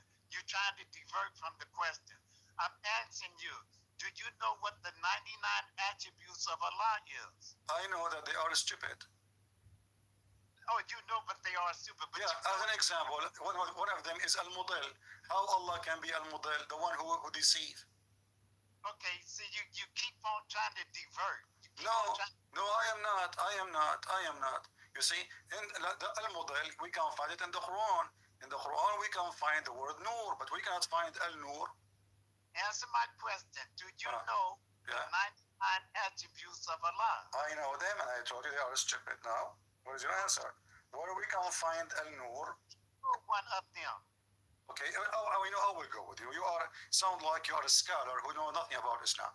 But if Allah is Al-Nur, if Allah, hold on. If Allah is Al-Nur, is Allah is Nur? Is Allah really a Nur? I don't hear you. I don't know. I see your lips moving. I have a voice. I hear no voice. Don't ridicule me. Let's talk like peaceful men. We are talking peaceful way. Did I say anything to you? No. I'm asking you. As long Allah is Al-Nur, why he have a leg? What? If Allah is light, why he have a leg? Have you ever heard of light have leg? A lake? Leg. He have legs. He have arms. He have fingers. Okay, you know better than to. No, you give me the answer. No, I do not know better. You know better, my friend. You know better. Better to even make a statement like that. You know, it's not talking about physical leg. No, it's talking about physical leg. Okay, I'm going to show you. Okay, hold on. Let us see if it's physical or not. Here we go. I'm going to put the hadith for you in the screen. Look with me, please. No, do not go to hadith. Why not? Why does it hurt your feeling? The Quran is corrupted to who? Okay, why the hadith is corrupted? Why the hadith is corrupted? We know this. You know this. Why you? I know. I agree with you. Muhammad himself is a corrupt man, so everything he says is corrupted anyway. But I'm saying, why you take the Quran? So are you saying to me, I have to find you that Allah have a shin, have a leg, have a hands from the Quran, and then you accept? Not physical. Okay, what is the proof? Is they are not physical? Okay, come on. You use your common sense. That's the proof. Okay, no. Okay, common sense. Allah is a man. Is he a man or not? No, Allah is not a man. Okay. You know, All you right. know, Okay. So okay. Why the scholars? Why all the scholars? Why all the scholars? I don't hear you. I see your lips moving, but I hear nothing. I don't know why. you hear me on the phone. Yeah, but your lips is moving, but sometimes I hear nothing. I just see your lips moving. You hear me on the phone. So I know you're on the phone, but I don't hear you. video. Just talk to me on the phone, and let's talk like two peaceful. No need to repeat ourselves. Okay, so when Allah he says, I created Adam by my two hands, is Allah creating Adam by hands or no? Hand is power. Power. Okay. So okay. So why all the Muslims they say no, Allah he used his hands? Are you a new scholar in Islam? Are you like better than the scholars? Hey, look, why are you trying to ridicule me? Let's No, talk. I'm asking you, what is your authority? I mean, we can show you Ibn Kathir, Al-Qurtubi, Al-Tabari, Al-Jalalain, all the scholars. Who are you? You know, in order to take you over them, you have to tell me who are you, what is your authority, so you can explain to me the Quran better than them. So Allah can give His knowledge to any He chooses. But do you know how to read the Quran? Do you know how to read the Quran? Yes. ذلك الكتاب لا ريب فيه هدى للمتقين الذين يؤمنون بالغيب ويقيمون الصلاة ومما رزقناهم ينفقون. Is that Arabic? والقرآن الحكيم إنك لمن المرسلين. Is that Arabic? Is that Arabic, my friend? Huh? Is that Arabic? Yes, it's Arabic. But I can tell you don't speak Arabic at all. I mean, this is giving me rubbish. You are trying to make a sound of Arabic, but it's very broken, very bad. You know? No. Okay, you said ذلك القرآن لا ريب فيه. You do not even know how to say the verses. Listen carefully. So how the Quran لا ريب فيه, and you just told me that a scholar, they say he have a shin, and he have a leg, and he have a hand, and yet you say the opposite. You say, no, it's metaphorical. So how it is لا ريب فيه, which means there's no doubt about it, it is clear. And then you say to me, well, I have a different opinion and understanding of the Quran from all those Muslims. Obviously, the Quran then against the verse you gave me. Because if the Quran is clear, then you should not say what you are saying.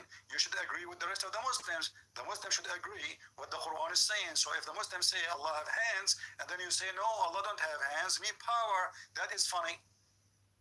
Why you have a different meaning? Why you have different meaning? If the Quran, there is no doubt about what it means. Christian. Okay, go, I'm listening. Okay, you are a very intelligent man. I listen to you all the time.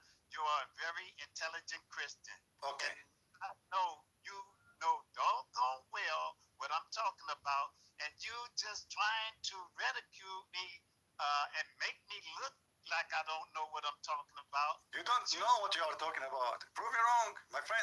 Prove me wrong. Prove me wrong. You just mentioned to me a verse says, this book have no doubt about it. You are the one who chose the verse, correct? But you just told me yourself that the scholars, you disagree with the scholars, you disagree with the hadith. So if the Quran have no doubt about it, then why you Muslims don't agree about it? Because of their ignorance. So you are saying to me that the Quran was wrong. The Quran should say this Quran is not wrong, but there is Muslims who they are the majority are ignorant. So now you told me that all the Muslims in the world they are ignorant, and you are the only smart Muslim who know what the Quran is saying. Is that correct? But you're an evil person that you're going to sit up there and make that judgment against me, saying that I said that all the Muslims. You are saying that. I said to you, the Muslim they say Allah have a leg. You said no, they are wrong. They are ignorant. Is it you who called them ignorant or me? I called the ones that you said. All of them. All the scholars agree, my friends, all the Muslim scholars agree that Allah have hands, Allah have a leg, Allah have 5 fingers, even your prophet. You see, you yourself, you denied even the statement of your prophet, and the excuse is it is corrupt. So you just said to me, we Muslims, we lie about what the Prophet said. So you even lie about your Prophet. Your Prophet did not say that according to you. But we Muslims, we fabricate hadith about the Prophet because we're a bunch of liars. So you're accusing your brothers and sisters in Islam to be a bunch of liars. And all what the Prophet said, he did not say. All of those stories is made up by Muslims. They are a bunch of liars. It's an evil thing that you are doing right now. You just told me I'm smart a second ago, and now you are saying to me you are doing evil thing because you cannot answer me. I am asking you, my friend, why you are calling the Muslims evil? Because when you say they fabricated the hadith, that means all Muslims will go to hell. Isn't it your Prophet? He said that the one who fabricates something I did not say, he will sit on a chair of fire in hell. Are you afraid to let me talk? You are talking. Go ahead. Did I mute you? Yes, you did. No, I did not. Because you keep talking over me. Because my processor is so fast. This is not my fault. To let me talk. Okay, go. But I want you to tell me exactly why you say the Muslims are a bunch of liars. Because all of them, the majority, agree. Allah have hands. Allah have legs. Go ahead.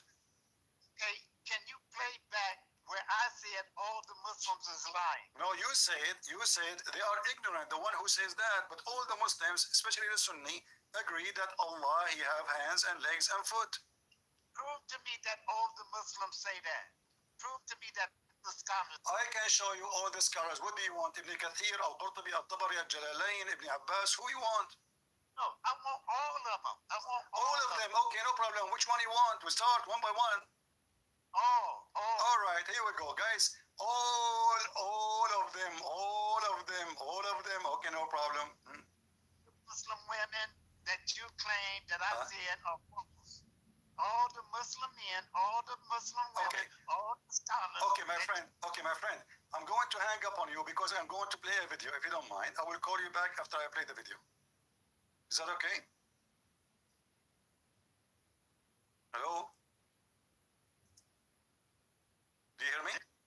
I hear you loud and clear. Okay, I'm going to hang up on you for just a few minutes, and I will play a video, and you listen to it, and you call me back, or I will call you back. Is that okay? No, you call me back. Okay, I will call you back, Your Majesty, no problem. Okay. No, you call me back, no problem. I will call you back. Yeah. Here we go. You call me back. I mean, what we can do. Okay. His book describing himself. Okay. So this is your sheikhs. Here we go. Let's see. This is an example.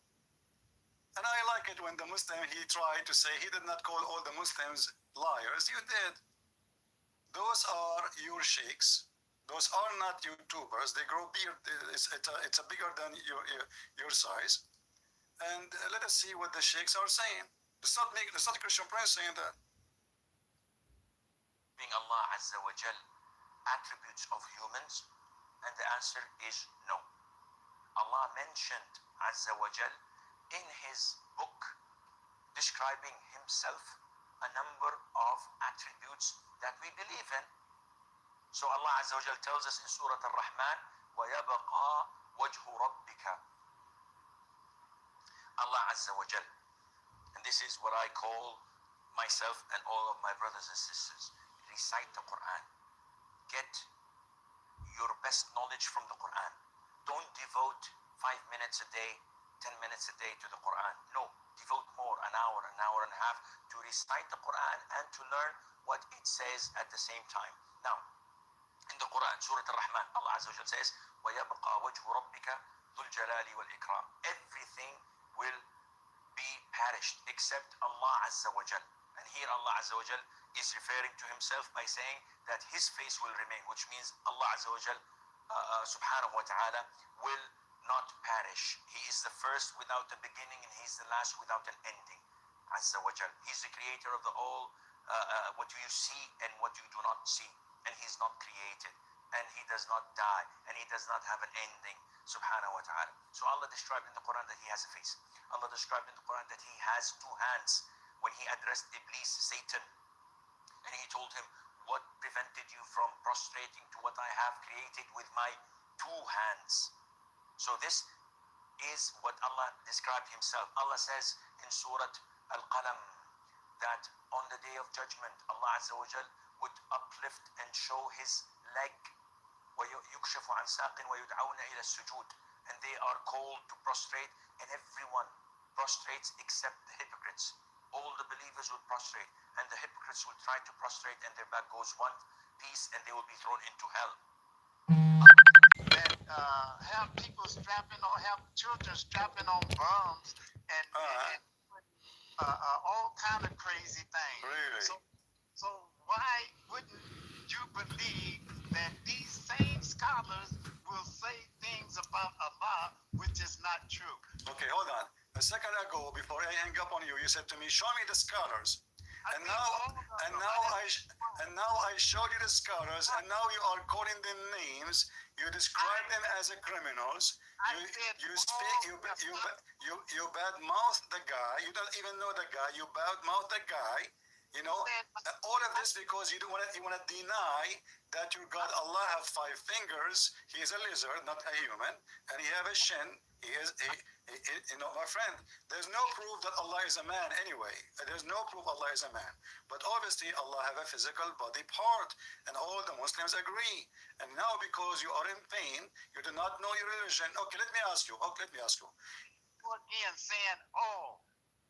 There you go again saying all. And then you show me one Muslim. I will show you 1 million. Is that what satisfy you? You will say to me they are ignorant at the end. I will show you more. Do you want me to hang up and play for you tons of videos? No. So what I will do then? What I will do? What I should do? So those are the ones who teach Islam, not you. You are nobody. I mean, do you have a qualification? Are you a sheikh? If you are a sheikh, tell me your name, my friend. I'm like Adam. You are like Adam. Someone that Allah created from nothing. Okay, hold on. Adam is created by Allah. Is that correct?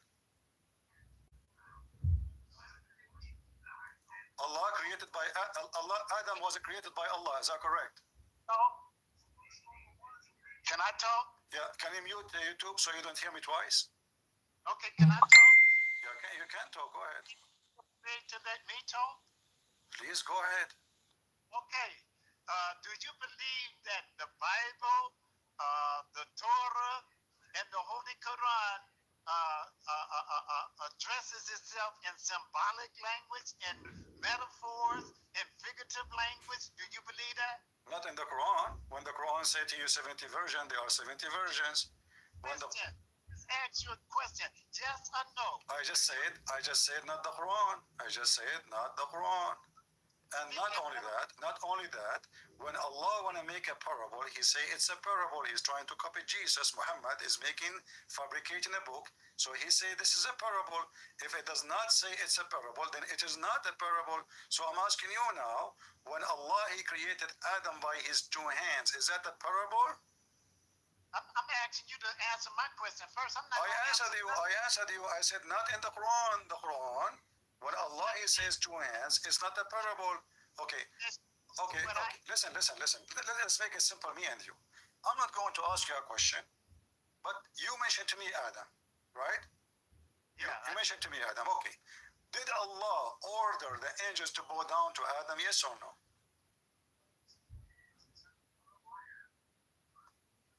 Mute YouTube. What scripture are you referring to? I'm reading hadith. It says that Allah, he ordered the angels to bow down to Adam. I already told you, don't speak to me about hadith. So you don't believe now in this story that Allah, he ordered the angels to bow down to Adam because it's a hadith? I'm saying do not quote hadith to me. Okay, no problem. So now, can we accept the story about the angels bowing down to Adam, or it doesn't make sense to you? Listen, if you want to quote anything to me, quote Quran. Don't quote. No problem. I'm trying to get your opinion, my friend. So, do you agree with the Muslim when they say that Allah, he ordered the angels to bow down to Adam? I'm not answering anything that is in the hadiths. I'm not asking you about any hadith now. I'm asking you, the Muslim, they taught me, was a kid, that Allah he ordered the angels to bow down to Adam. Is that a story you believe in, or this is against your logic? I'm asking you, from what scripture are you quoting? I'm not telling you any scriptures now. I'm asking you, do you believe in that or not? Either you say yes or not. Are you scared to say? Are you scared to say as a man, I believe in it or I don't believe in it? Say it. I believe in what the scriptures say. Okay, do you believe what they told me, that Allah he was committing shirk and he ordered the angels to bow down to Adam? Because as I know, Muslims they claim that you should only bow down to Allah, and Allah will not allow you to bow down to anyone else. So when the Muslims they told me that Allah he ordered the angels to bow down to Adam, are they teaching Muslim shirk? Do you agree with them? Does scripture say that? So you are waiting. If the scriptures say that, you will say yes. If the scriptures say no, it doesn't matter if it's true or not. So you see, you are playing games now. When you want, it's a metaphorical. When you want, okay, no problem. Okay, I am not talking about the scriptures now. I'm talking about what the Muslim told me. Why you are scared to answer? Why you are scared? Listen. Why? Okay, give me your opinion as a man. Let us see. I met with you in the street. I invite you to have a coffee with me. You sound like a nice guy. Okay. So now we are sitting to drink coffee. I ask you, what do you think about people believe that their God he ordered the angels to bow down to Adam? Tell me, do you agree with them or not? Okay, finish the statement. I just finished. I just finished the statement. Do you agree with them or not? Give me a statement that for a reason that Allah sent the angels to Adam. I am not telling you any statement. This is what they told me. They told me that Allah he ordered the angels to bow down to Adam, and for me it's not convincing. Does it make sense? Does it make sense to you? I have never heard that before. Okay, now you heard it. So what you will say? Do you agree with it or not? Makes sense to you that Allah will make angels bow down to a man? I would have to talk to them and ask them where they get it from. Do you have to talk to who? You have to talk to who?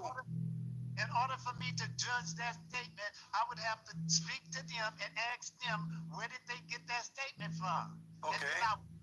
The sheikh told them that. The sheikh.